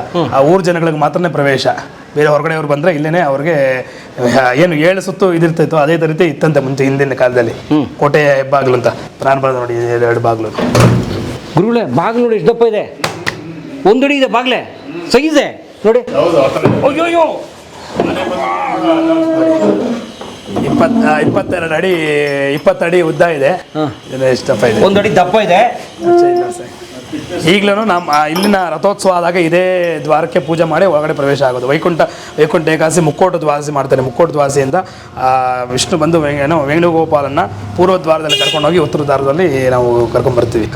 ಇದಾಗಲೂ ಈ ದ್ವಾರಕ್ಕೆ ಪೂಜೆ ಅಂದ್ರೆ ಕೆಂಪೇಗೌಡರ ಕಾಲದಲ್ಲಿ ಆ ಕೋಟೆ ಆಂಜನೇಯ ನಮಸ್ಕಾರಕ್ಕೆ ಬಂದ್ರೆ ವೇಣುಗೋಪಾಲ ನಮನ ಮಾಡಿ ಮುಂದಕ್ಕೆ ಕೋಟೆ ಹೋಗ್ತಾ ಇದ್ದು. ಸೊ ಈ ವೇಣುಗೋಪಾಲ ನಂತರ ಹಿಂದ್ಗಡೆ ಊರು ಹಿಂದೆನೆ ಊರಿದ್ದು ಪುರ ಯಲಹಂಕ. ನವೀಕರಣ ಏನೋ ಒಂದು 150-200 ವರ್ಷಗಳ ಹಿಂದೆ ಬಂದು ಏನು ಕಾಯಿಲೆಗಳು ಬಂದಾಗ, ಏನು ಪ್ಲೇಗು ಕಾಲರ ಬಂದಾಗ ವಲಸೆ ಬಂದವರು ಎಲ್ಲರೂ ಪ್ರತಿಯೊಬ್ಬರು. ಬೇರೆ ಇಲ್ಲಿರೋರು ಯಾರೂ ಹಳೆ ಊರು ಇದಲ್ಲ, ಹಳೆ ಊರೆಲ್ಲ ಪೂರ್ತಿ ಹಿಂದೆ ಇತ್ತು.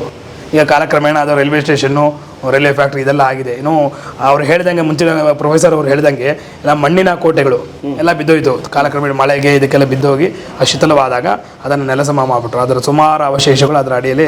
ಈಗ ಕೋಟೆಯ ಒಂದೇ ಒಂದು ಇದೊಂದೇ ಉಳ್ಕೊಂಡಿರುವಂಥದ್ದು. ಆದ್ರೆ ನೀವು ಗೋಡೆ ನೋಡಿದ್ದೀರಿ? ಯಾರು? ನೀವು? ಏನೂ ಇಲ್ಲ ಅಲ್ಲಿ, ಯಾರೂ ಅದು ಕಂಡಿರೋರು ಮುಂಚೆಯವರು ಯಾರು ಕಂಡಿರೋರು ಯಾರೂ ಇಲ್ಲ.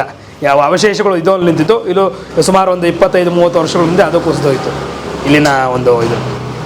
ಗ್ರೇಟ್, ಬನ್ನಿ ಒಳಗಡೆ ಹೋಗೋಣ. ಇದೆಲ್ಲ ಶಿಲಾಶಾಸನಗಳೇ. ಈ ದ್ವಾರದಲ್ಲೂ ಶಿಲಾಶಾಸನಗಳಿದೆ ನೋಡಿ. ಇದೆಲ್ಲ ನೋಡಿ ಶಾಸನಗಳು ಇಲ್ಲೂ ಇದೆ. ಇಲ್ಲೇ ಬರ್ದಿದೆ ಯಾವ ವರ್ಷದಲ್ಲಿ ಸ್ತಂಭ ಸ್ಥಾಪನೆ ಮಾಡಿದ್ರು.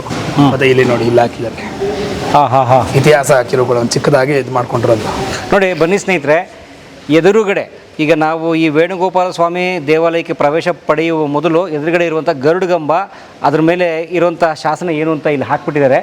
ಆಲಯದ ಮುಂದಿರುವ ಕಂಬ ಶಾಸನದ ಪಾಠ, ಕಂಬ ಶಾಸನದ ಪಾಠ ಆಲಯದ ಮುಂದೆ ಇರುವಂಥದ್ದು. ಓಕೆ.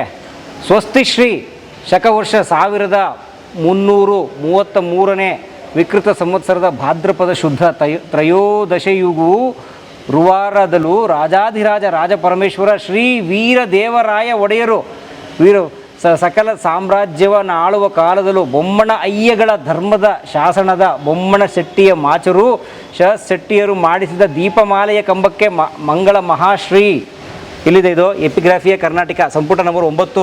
ಬಿ ಎಲ್ ರೈಸ್ ಕರ್ನಾಟಕದ ಶಾಸನ ಪಿತಾಮಹ ಬಿ ಎಲ್ ರೈಸ್ ಇದಾರಲ್ಲ, ಅವರು ಬಿ ಎಲ್ ರೈಸು ಕನ್ನಡಿಗರಲ್ಲ, ಅವ್ರ ಮೂಲ ಲಂಡನ್ನವರು. ಆದರೆ ಬಿ ಎಲ್ ರೈಸ್ ತಂದೆ ಇಲ್ಲಿಗೆ ಪಾದ್ರಿಯಾಗಿ ಬಂದವರು. ಆದರೆ ಬಿ ಎಲ್ ರೈಸ್ ಹುಟ್ಟಿದ್ದೆ ಬೆಂಗಳೂರಲ್ಲಿ. ಆನಂತರ ಅವ್ರು ಲಂಡನ್ಗೆ ಹೋಗಿ ವಿದ್ಯಾಭ್ಯಾಸ ಮಾಡ್ಕೊಂಬಂದು ಇಲ್ಲಿಗೆ ಬಂದು ವಾಪಸ್ಸು ಕನ್ನಡ, ಸಂಸ್ಕೃತ, ತಮಿಳು, ಹಳೆಗನ್ನಡ ಎಲ್ಲವನ್ನು ಕಲಿತು 9,000 ಶಾಸನಗಳನ್ನು ಸಂಗ್ರಹಿಸಿದ್ರು ಬಿ ಎಲ್ ರೈಸ್. ಅದಕ್ಕೆ ಅವ್ರನ್ನ ಕನ್ನಡ ಶಾಸನ ಪಿತಾಮಹ ಅಂತ ಕರೀತಾರೆ. ಸೊ ಆ ಥರದ ಬಿ ಎಲ್ ರೈಸ್ ಅವ್ರು ಮಾಡಿದ ಬೆಂಗಳೂರಿನ ಶಾಸನ ಸಂಪುಟ, ಅದು 9ನೇ ಸಂಖ್ಯೆ. ಅದು ಬೆಂಗಳೂರು ಶಾಸನ ಸಂಪುಟದ ನಂಬರ್ 9. ಅದರಲ್ಲಿ ಇದಿದೆ, ಈ ಶಾಸನ ಇದೆ. ಅರ್ಥ ಏನು ಗೊತ್ತಾ ಕನ್ನಡದ್ದು? ಶಾಸನ ಸಾರಾಂಶ: ವಿಜಯನಗರದ ಅರಸರಾದಂಥ ಶ್ರೀ ವೀರದೇವರಾಯ ಒಡೆಯರು, ಅಂದರೆ ಒಂದನೇ ದೇವರಾಯರ ಕಾಲ ನೋಡಿ. ಒಂದನೇ ದೇವರಾಯರು ಭಾಳ ಪ್ರಸಿದ್ಧವಾದ ಅರಸ ವಿಜಯನಗರ ಕಾಲದಲ್ಲಿ. ಅವರ ಆಳ್ವಿಕೆಯ ಕಾಲದಲ್ಲಿ ಅಂದರೆ ಶಕವರ್ಷ 1333ನೇ ವಿಕೃತಿ ಸಂವತ್ಸರದ ಭಾದ್ರಪದ, ಇದು ಶುದ್ಧ ತ್ರಯೋದಶಿ ಗುರುವಾರ. ಅಂದರೆ ಯಾವಾಗ ಬರುತ್ತೆ ಅದು ಅಂದರೆ 11/9/1410. ನೋಡಿ, ವಿಜಯನಗರ ಸಾಮ್ರಾಜ್ಯ ಸ್ಥಾಪನೆ ಆಗಿರೋದು ಯಾವಾಗ? 1336 ಅಲ್ವೇ? 1333 ವಿಜಯನಗರ ಸಾಮ್ರಾಜ್ಯ ಸ್ಥಾಪನೆ. ಅದರ 36 ಈ ಕಡೆ 66 ವರ್ಷ ಆ ಕಡೆ 10. ವಿಜಯನಗರ ಸಾಮ್ರಾಜ್ಯ ಸ್ಥಾಪನೆ ಆದ 76 ವರ್ಷಗಳ ನಂತರ ಬೊಮ್ಮಣ್ಣ ಶೆಟ್ಟಿಯವರ ಮಗ ಮಾಚರಸು ಶೆಟ್ಟಿಯವರು ಇಲ್ಲಿನ ದೀಪಮಾಲೆ ಕಂಬ ಮಾಡಿಸಿರ್ತಾರೆ. ಎಷ್ಟು ಚೆನ್ನಾಗಿದೆ ನೋಡಿ. ವಿಜಯನಗರ ಸಾಮ್ರಾಜ್ಯ ಸ್ಥಾಪನೆ ಆದ 76 ವರ್ಷಗಳ ನಂತರ ಇಲ್ಲೊಂದು ದೀಪದ ಸ್ತಂಭ ಈ ಸ್ಥಳೀಯ ಬೊಮ್ಮಣ್ಣ ಶೆಟ್ಟಿಯವರು ಮಾಡಿಸಿದ್ದು. ಯಾರ ಆಜ್ಞೆ ಪ್ರಕಾರ?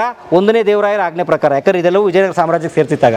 ಎಂಥ ರೋಚಕ ಶಾಸನ ನೋಡಿ. ಇಲ್ಲಿ ಬನ್ನಿ, ಇತಿಹಾಸದ ಕಿರುನೋಟ. ಕಾಶಿ ವಿಶ್ವನಾಥ ಮತ್ತು ಕೋಟೆ ಶ್ರೀ ವೇಣುಗೋಪಾಲ ಸ್ವಾಮಿ ದೇವಾಲಯ ಹೊಂದಿದ ಯಲಹಂಕ ಅರ್ಕಾವತಿ ನದಿ ಕಣಿವೆ ಬಯಲು. ಯಾಕಂದರೆ ಅರ್ಕಾವತಿ ನದಿ ಹುಟ್ಟೋ ಜಾಗ ನಂದಿ ಬೆಟ್ಟ, ಯಲಹಂಕ ಇಲ್ಲೆಲ್ಲ ಹರ್ಕೊಂಬರ್ತದೆ. ಅದು ಪ್ರದೇಶದ ಆಯಕಟ್ಟಿನ ಸ್ಥಳದಲ್ಲಿದೆ. ಬೆಂಗಳೂರು ನವನಗರ ನಿರ್ಮಾಪಕರಾದ ಕೆಂಪೇಗೌಡರ ಆರಂಭಿಕ ರಾಜಧಾನಿಯಾದಂಥ ಯಲಹಂಕ, ಕೆಂಪೇಗೌಡರ ಆರಂಭಿಕ ರಾಜಧಾನಿ ಯಲಹಂಕ ಹೊಯ್ಸಳರ ಕಾಲದಿಂದಲೇ ನೆಲವೀಡಾಗಿ ಪ್ರಸಿದ್ಧಿಯನ್ನು ಗಳಿಸಿತ್ತು. ಕೋಟೆ ಪೇಟೆಗಳಿಂದಾಗಿ ಚಾರಿತ್ರಿಕ ಹಿರಿಮೆ ಗಳಿಸಿದ ಯಲಹಂಕದ ಕೋಟೆ ಶ್ರೀ ವೇಣುಗೋಪಾಲ ಸ್ವಾಮಿಯ ದೇವಾಲಯ ಧಾರ್ಮಿಕ ಚೈತನ್ಯವನ್ನು ಎಲ್ಲೆಡೆಗೆ ಪಸರಿಸ್ತಾ ಇದೆ. ಇಲ್ಲಿರುವ ದೇವಾಲಯ ಸಂಕೀರ್ಣ ಶಿವ ಮತ್ತು ವಿಷ್ಣು ನೋಡಿ ಎಷ್ಟು ಚೆನ್ನಾಗಿದೆ. ರಾಜರು ಯಾರಿಗೂ ಹರ್ಟ್ ಮಾಡ್ತಾ ಇರಲಿಲ್ಲ. ಶಿವ ವಿಷ್ಣು, ಶೈವ ಪಂಥ ವೈಷ್ಣವ ಪಂಥ, ನೀವು ಆರಾಮಿರಪ್ಪ, ನಿಮ್ಮ ದೇವ್ರು ನೀವು ಪೂಜೆ ಮಾಡ್ಕೊಳ್ಳಿ, ನಿಮ್ಮ ದೇವ್ರು ನೀವು ಪೂಜೆ ಮಾಡ್ಕೊಳ್ಳಿ, ನೀವು ಶ್ರೇಷ್ಠರು ಒಡೆದಾಡಬೇಡಿ, ಪೂಜೆ ಮಾಡ್ಕೊಂಡು ಆರಾಮಾಗಿರಿ, ಧರ್ಮ ನಿಮ್ಮ ವೈಯಕ್ತಿಕ, ಸಾಮಾಜಿಕ ಬದುಕು ಚೆನ್ನಾಗಿರಬೇಕು ಅಂತ ಆಶಯದಿಂದ ವಿಷ್ಣು ಶಿವ ಎರಡೂ ಆರಾಧನೆಗೂ ಪ್ರಸಿದ್ಧವಾಗಿರುವ 2 ದೇವಾಲಯಗಳಿಂದ ಕೂಡಿದೆ. ಇಲ್ಲಿನ ಮುಖಮಂಟಪ 12 ಕಂಬಗಳಿಂದ ಆಗಿದೆ ನೋಡಿ. ಯಾಕಂದರೆ ವಿಜಯನಗರ ಕಾಲದ ಅರಸರ ಸಾಮಂತರಾದಂಥವ್ರು ಇವರಲ್ಲ. ಹಾಗಾಗಿ ವಿಜಯನಗರದ ನೀವು ಗಮನಿಸಿರಬೇಕು, ವಿರೂಪಾಕ್ಷನ ಗುಡಿಗೆ ಹೋದರೆ ಅಲ್ಲೂ ಕೂಡ ಕೃಷ್ಣದೇವರಾಯರ ಪಟ್ಟಾಭಿಷೇಕದ ಮಂಟಪ ಎಲ್ಲ ನೋಡಿದಿರಲ್ವಾ, ಕಂಬಗಳು ಅದೇ ಪ್ಯಾಟರ್ನಲ್ಲಿದೆ. ಅದು ದೊಡ್ಡದು ಸೈಜಲ್ಲಿ, ಇವು ಚಿಕ್ಕದು, ಬಟ್ ಅದೇ ಶೈಲಿ ಅಲ್ವಾ. ಹಾಗಾಗಿ ಕಂಬಗಳನ್ನು ಹೊಂದಿರ್ತದೆ. ವಿಶೇಷವಾಗಿ ಇಲ್ಲಿ ವೈಷ್ಣವ ಪರವಾದ ಶಿಲ್ಪಗಳಿವೆ. ಆಲಯ ನಿರ್ಮಾಪಕರ ಶಿಲ್ಪವೂ ಇಲ್ಲಿದೆ ನೋಡಿ. ಈ ಗುಡಿಯನ್ನು ಕಟ್ಟಿದವರ ಶಿಲ್ಪವೂ ಇದೆ. ಇಲ್ಲಿಯ ದ್ವಾರಪಾಲಕರ ಶಿಲ್ಪಗಳು ಮನಸೆಳೆಯುತ್ತವೆ. ಗರ್ಭಗೃಹದಲ್ಲಿರುವ ರುಕ್ಮಿಣಿ ಸತ್ಯಭಾಮ ಸಹಿತರಾದ ಶ್ರೀ ವೇಣುಗೋಪಾಲ ಸ್ವಾಮಿ ದೇವರು ಶಿಲ್ಪಕಲಾ ವೈಭವದಿಂದ ಕೂಡಿ ಆಕರ್ಷಕವಾಗಿ ವರಪ್ರದರಾಗಿದ್ದಾರೆ. ಆಲಯ ಪ್ರಾಂಗಣದಲ್ಲಿರುವ ಶ್ರೀ ಕಾಶಿ ವಿಶ್ವನಾಥ ದೇವಾಲಯವು ಸಾಧಾರಣ ರಚನೆಯಾಗಿದ್ದು ಇಲ್ಲಿಯೂ ಸಹ ಶಿವನ ಆರಾಧನೆಯು ಆಗಮುಕ್ತವಾಗಿ ನಡ್ಕೊಂಡ್ಬಂದಿದೆ. ದೇವಾಲಯದ ಇತಿಹಾಸವನ್ನು ಅರಿಯಕ್ಕೆ ವಾಸ್ತುಶೈಲಿ ಪೋಷಕ. ಇಲ್ಲಿರುವ 2-3 ಶಿಲಾಶಾಸನ ಹೆಚ್ಚಿನ ಅಧ್ಯಯನಕ್ಕೆ ನೆರವಾಗ್ತದೆ. ಗೊತ್ತಾಗ್ತಿದ್ಯಾ? ಇದನ್ನು ಮಾಡಿದ್ಯಾರೋ ನೋಡಿ, ನಮ್ಮ ಧನ್ಪಾಲ್ ಸರ್ ನೋಡಿ. ಇಲ್ಲಿ ಧನ್ಪಾಲ್ ಸರ್ ಎಷ್ಟು ಚೆನ್ನಾಗಿ ಮಾಡಿದ್ದಾರೆ ನೋಡಿ. ಇಲ್ಲಿ ಧನ್ಪಾಲು BMTC ಡ್ರೈವರ್ ರೀ, 10ನೇ ಕ್ಲಾಸ್ ಪಾಸ್ ಆಗಿರುವಂಥ ಡ್ರೈವರು ಧನ್ಪಾಲ್ ಅವರು. ಗೊತ್ತಾಗ್ತಿದೆ? ನಾವು ಕಲಾಮಂದಿರದಲ್ಲಿ ಅವ್ರು ಎಂಟ್ರಿ ಮಾಡಿದ್ದೀವಿ. ಆದರೆ ಅವರು ಬೆಂಗಳೂರು ಪ್ರವಾಸಿ ಅಂತ ಒಂದು ಬಸ್ ಬರ್ತದಲ್ಲ, ಬೆಂಗಳೂರು ರೌಂಡ್ಸ್, ಆ ಬಸ್ ಡ್ರೈವರ್ ಆಗಿದ್ದಾಗ ಬೆಂಗಳೂರು ಇತಿಹಾಸ ತಿಳ್ಕೊಬೇಕು ಅಂತ ಆಸಕ್ತಿಯಿಂದ ಓದಿರೋದು. ಆಗಲೇ ನಮ್ಮ ಪ್ರೊಫೆಸರ್ ಜೊತೆ ಮಾತಾಡ್ತಾ ಹೇಳ್ತಾ ಇದ್ದೆ. ಇತಿಹಾಸಕ್ಕೆ, ಭಾರತದ ಇತಿಹಾಸಕ್ಕೆ ಇತಿಹಾಸದ ಸಂಶೋಧಕರು, ಇತಿಹಾಸಕಾರರು ಕೊಟ್ಟರು ಕೊಡುಗೆಗಿಂತಲೂ ಹೆಚ್ಚು ಕೊಡುಗೆ ಕೊಟ್ಟರು ಯಾರು ಗೊತ್ತಾ? ಇತಿಹಾಸ ಆಸಕ್ತರು ಅಲ್ವೇ? ಹಂಗಂತ ಇತಿಹಾಸಕಾರರು ದಯವಿಟ್ಟು ಬೇಜಾರು ಮಾಡ್ಕೋಬೇಕಾಗಿಲ್ಲ, ಎಲ್ಲರದ್ದು ಕೊಡುಗೆ ಇದೆ. ಆದರೆ ಇತಿಹಾಸ ಆಸಕ್ತಿ ಇದಾರಲ್ಲ, ಈಗ ನಾನು ಓದಿರೋದು ಕಾಮರ್ಸು, ನಾವು ಇತಿಹಾಸದ ಬಗ್ಗೆ ಕೆಲಸ ಮಾಡ್ತೀವಿ. ಧನ್ಪಾಲ್ ಓದಿರೋದು 10ನೇ ಕ್ಲಾಸ್, ಅವ್ರು BMTC ಡ್ರೈವರ್, ಅವ್ರು ಕೆಲಸ ಮಾಡ್ತಾರೆ. ಸೊ ಈ ಥರದ ಆಸಕ್ತಿ ನೋಡಿ ಎಷ್ಟು ಚೆನ್ನಾಗಿ ಬಂದು ಅವರು ಈ ಥರ ಬರೀ ಇದೊಂದು ದೇವಸ್ಥಾನ ಅಲ್ಲ, ಈ ಥರ ಅನೇಕ ದೇವಾಲಯಗಳಿಗೆ ಹೋಗಿ ಶಿಲಾಶಾಸನಗಳು ಸಿಕ್ಕ ಕಡೆ ಹೋಗಿ ಅವರು ಆ ಶಾಸನದಲ್ಲಿ ಏನಿದೆ ಓದಿಸಿ ಅದಕ್ಕೊಂದು ಈ ಥರ ಬೋರ್ಡ್ ಮಾಡಿ ಹಾಕ್ಸ್ತಾರಲ್ಲ. Great sir, hats off Dhanpal ಅವ್ರಿಗೆ ಮತ್ತು ಅವ್ರ ಗುರುಗಳು ಶ್ರೀ KR ನರಸಿಂಹನವ್ರಿಗೆ ಆ ಥರ ಮಾಡಿದ್ದಾರೆ ನೋಡಿ, ಚೆನ್ನಾಗಿದೆ. ಸೊ ಹಾಗಾಗಿ ಅದ್ಭುತ, ಇದು ಪರಮಾದ್ಭುತ. ಇದನ್ನ ಗರುಡಗಂಬ ಅಂತಾರೆ ಅಲ್ವಾ? ಹೌದು. ನೋಡಿ, ಇಲ್ಲಿ ಗರುಡನ ವಿಗ್ರಹ ಇದೆ, ಗರುಡಗಂಬ ಅಲ್ವಾ? ನೋಡಿ ಈ ಕಡೆ ಬನ್ನಿ, ಇಲ್ಲಿ ಗರುಡನ ವಿಗ್ರಹ ಇದೆ, ಗರುಡ. ಹೌದು, ಗರುಡ ರೆಕ್ಕೆ ಇದೆ. ರೆಕ್ಕೆ ಇದೆ ನೋಡಿ, ಗರುಡ, ಗರುಡಗಂಬ. ಹಾಗೆ ಬನ್ನಿ ಈ ಕಡೆಗೆ.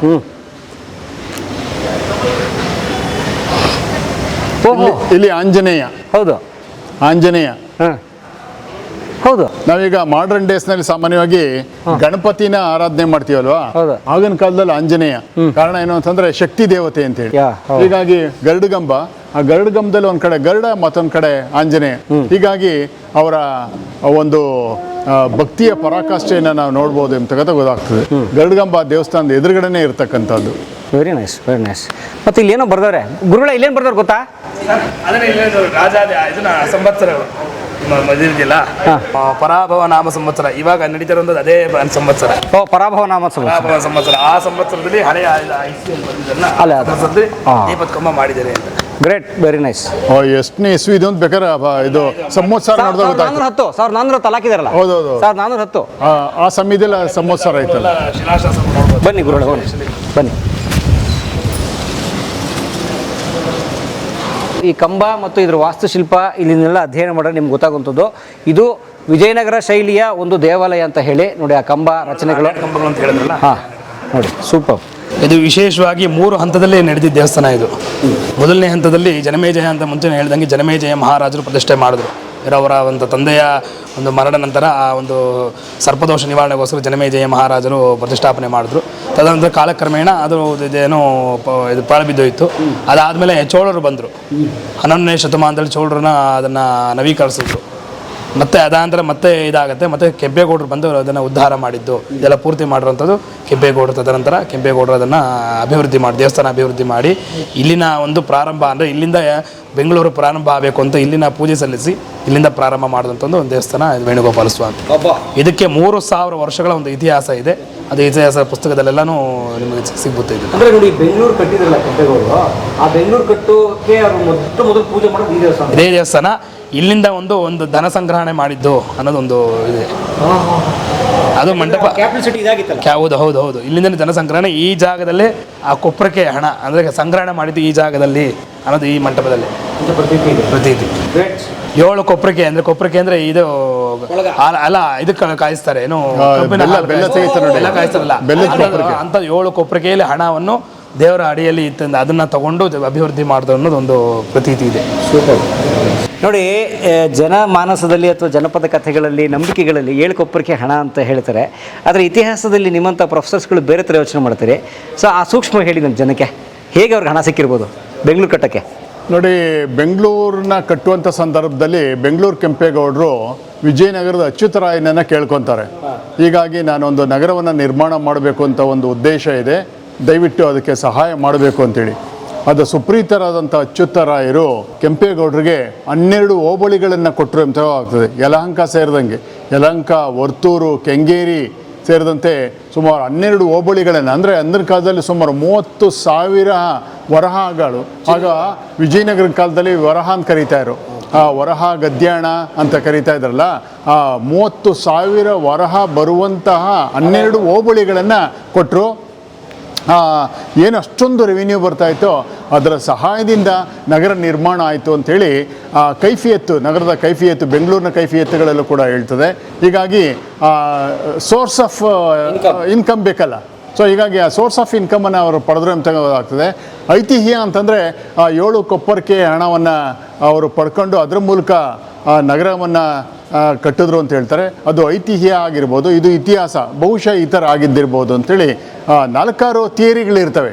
ಹೀಗಾಗಿ ಆ ಥಿಯರಿ ಯಾವುದು ಅಂತಂದಾಗ ಬಹುಶಃ 12 ಹೋಬಳಿನ ಕೊಟ್ಟರಲ್ಲ, ಅದರ ಸಹಾಯದಿಂದ 30,000 ಒಂದು ವರ್ಷಕ್ಕೆ ಬರ್ತದೆ ಅಂತಂದಾಗ ಎಷ್ಟು ಜನ್ರೇಟ್ ಆಗ್ತಾನೆ ಇರ್ತದೆ. ಅದು ಕೆಲವು ವರ್ಷಕ್ಕೆ ಗುತ್ತಿಗೆಯನ್ನು ಕೊಟ್ಟಿದ್ದಲ್ಲ, ಅದು ಹಲವಾರು ವರ್ಷಗಳ ಕಾಲ ಅದನ್ನು ಅನುಭವಿಸ್ಲಿಕ್ಕೆ ಅನುಕೂಲ ಆಗ್ತದೆ, ಡೆವಲಪ್ ಆಗ್ತಾ ಹೋಯ್ತು ಅಂತ ಆಗ್ತದೆ. ಹೀಗಾಗಿ ಬೆಂಗಳೂರು ನಗರ ನಿರ್ಮಾಣ ಅದು ಒಬ್ಬರ ಕೈಲೇ ಮಾತ್ರ ಅಲ್ಲ, ಕೆಂಪೇಗೌಡರು ಒಬ್ಬರ ಕಾಲದಲ್ಲೇ ಅಲ್ಲ.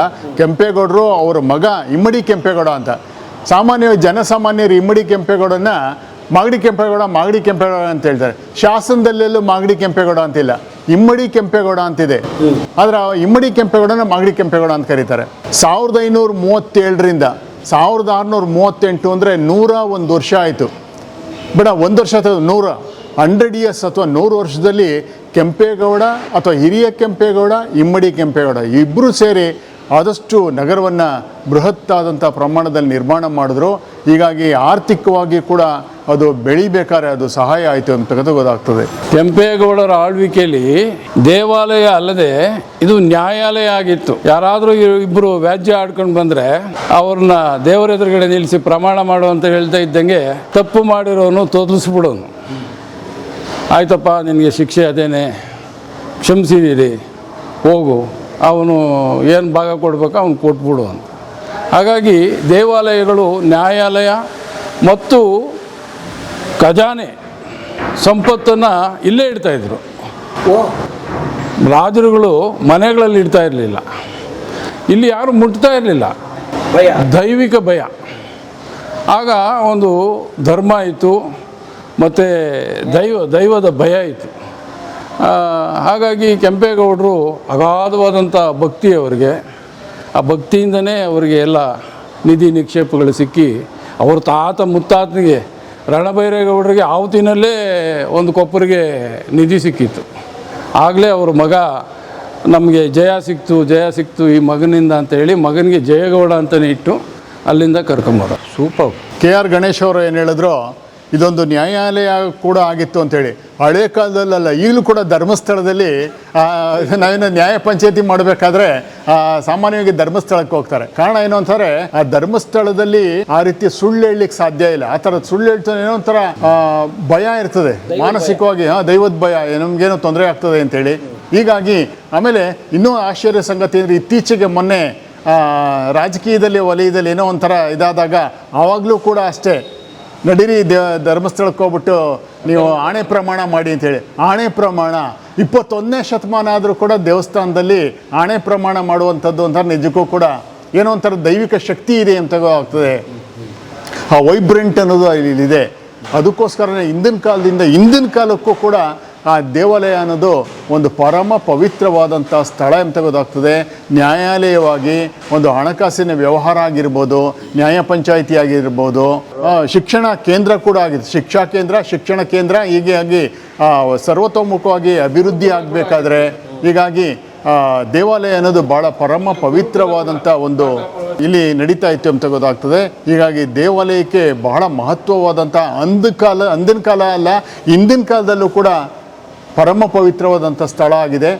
ನಮ್ಮನ್ನು ಯಾರು ಹಿಂದೂಗಳನ್ನ ನೀವು ದೇವಸ್ಥಾನಕ್ಕೆ ಬನ್ನಿ ಹೋಗಲೇಬೇಕು ಅಂತ ಕಂಪಲ್ಸರಿ ಮಾಡೋದಿಲ್ಲ. ಮಾಡದೇ ಇರಲಿ ಹೋಗೋರು ಹೋಗ್ತಾರೆ, ಎಷ್ಟೇ ಕಷ್ಟ ಆದರೂ ಕೂಡ ಹೋಗ್ತಾರೆ. ತಿರುಪತಿನ ಬೆಟ್ಟ ಹತ್ಕೊಂಡು ಹೋಗುವಂಥವ್ರು ಈಗಲೂ ಕೂಡ ಇದ್ದಾರೆ. ಮಾಡರ್ನ್ ಡೇಸಲ್ಲಿ ಏನೆಲ್ಲ ಅನುಕೂಲ ಮಾಡಿಕೊಟ್ಟಿದ್ರು ಕೂಡ ತಿರುಪತಿ ಇರ್ಬೋದು, ಧರ್ಮಸ್ಥಳ ಇರ್ಬೋದು, ಕುಕ್ಕೆ ಸುಬ್ರಹ್ಮಣ್ಯ ಇರ್ಬೋದು, ಅಲ್ಲಿಗೆ ಕಾಲ್ನಡಿಗೆನಲ್ಲೇ ಹೋಗ್ತಾರೆ. ಇನ್ನೂ ಆಶ್ಚರ್ಯ ಅಂದರೆ ಕುಕ್ಕೆ ಸುಬ್ರಹ್ಮಣ್ಯದ ಬಗ್ಗೆ ನೀವು ಕೇಳಿರ್ಬೋದು. ಎಂಜಿಲ್ ಎಲೆ ಮೇಲೆ ಉಳ್ಳು ಸೇವೆ ಮಾಡ್ತಾರೆ, ಮಡೆ ಸ್ನಾನ ಅಂತೇಳಿ. ಅದನ್ನೆಲ್ಲ ನೋಡಿದಾಗ ಇಂದಿಗೂ ಕೂಡ ಅದನ್ನು ಪರಮ ಪವಿತ್ರ ಅಂತ ಒಪ್ಕೊಳ್ಳೋರು ಇದ್ದಾರೆ. ಅದನ್ನು ಅಸಹ್ಯ ಪಟ್ಕೊಳ್ಳೋದಾಗಲಿ ಇನ್ನೊಂದಾಗಲಿ ಇಲ್ಲ. ಈಗಲೂ ಕೂಡ ದೇವಸ್ಥಾನದ ಬಗ್ಗೆ ಬಹಳ ಅಪಾರವಾದಂಥ ಗೌರವ ಇದೆ, ಅಪಾರವಾದಂಥ ಒಂದು ನಂಬಿಕೆ ಇದೆ, ವಿಶ್ವಾಸ ಇದೆ. ಈಗಲೂ ಕೂಡ ದೇವಸ್ಥಾನ ನಮ್ಮ ಹಿಂದೂಗಳ ಒಂದು ಪವಿತ್ರವಾದಂಥ ಸ್ಥಳ ಅಂತ ಹೇಳ್ಬೋದು. ಹೀಗಾಗಿ ಕೆಂಪೇಗೌಡರ ಕಾಲದಲ್ಲೂ ಕೂಡ ಈ ವೇಣುಗೋಪಾಲ ಸ್ವಾಮಿ ದೇವಸ್ಥಾನ ಏನಿದೆಯೋ, ವೇಣುಗೋಪಾಲ ಸ್ವಾಮಿ ದೇವಸ್ಥಾನ ಬಹಳ ಪರಮ ಪವಿತ್ರವಾದಂಥ ಒಂದು ದೇವಸ್ಥಾನ ಆಗಿತ್ತು ಅಂತಕ್ಕಂಥದ್ದು ಗೊತ್ತಾಗ್ತದೆ. ಬನ್ನಿ ದೇವ್ರ ದರ್ಶನ ಮಾಡ್ಕೊಂಡು ವೇಣುಗೋಪಾಲ ಸ್ವಾಮಿ ದರ್ಶನ ಮಾಡೋಣ ಬನ್ನಿ. ಆ್ಯಂಡ್ ಭಾಳ ಮುಖ್ಯವಾಗಿ ಧರ್ಮಸ್ಥಳದ ಬಗ್ಗೆ ಹೇಳಿದ್ರು, ಸತ್ಯ ಒಪ್ಕೋತೀನಿ. ಆದರೆ ಧರ್ಮಸ್ಥಳದ ಅಣ್ಣಪ್ಪ ಸ್ವಾಮಿ, ಮಂಜುನಾಥ ಸ್ವಾಮಿ ಇರೋ ಆ ದೇವಸ್ಥಾನ ಇರೋ ಊರಲ್ಲಿ ಏನೇನೋ ಅಕ್ರಮ ನಡೀತಿದೆ ಅಂತೆ. ದಯವಿಟ್ಟು ಅದೆಲ್ಲ ಬೇಗ ಬಯಲಿಗೆ ಬಂದು ಯಾರ್ಯಾರು ತಪ್ಪಿಸ್ತಿದ್ದಾರೋ ಅವರೆಲ್ಲ ದೇವ್ರ ಶಿಕ್ಷೆ ಕೊಡಲಿ, ಕಾನೂನು ಕೂಡ ಅದ್ರ ಬಗ್ಗೆ ಗಮನ ಹರಿಸಲಿ ಅಂತ ನನ್ನ ಮನವಿ.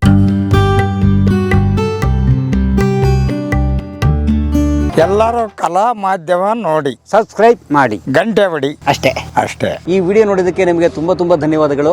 ಪುಸ್ತಕಗಳನ್ನು ಓದು ಮನಸ್ಸನ್ನು ಅರಳಿಸುತ್ತೆ, ಬುದ್ಧಿಯನ್ನು ಚುರುಕು ಮಾಡುತ್ತೆ, ಕಾಣದ ಹೊಸ ಲೋಕವನ್ನು ಪರಿಚಯಿಸುತ್ತೆ. ಹಾಗಾಗಿ ಓದುವ ಸಂಸ್ಕೃತಿ ಹೆಚ್ಚಾಗ್ಲಿ. ಧನ್ಯವಾದ.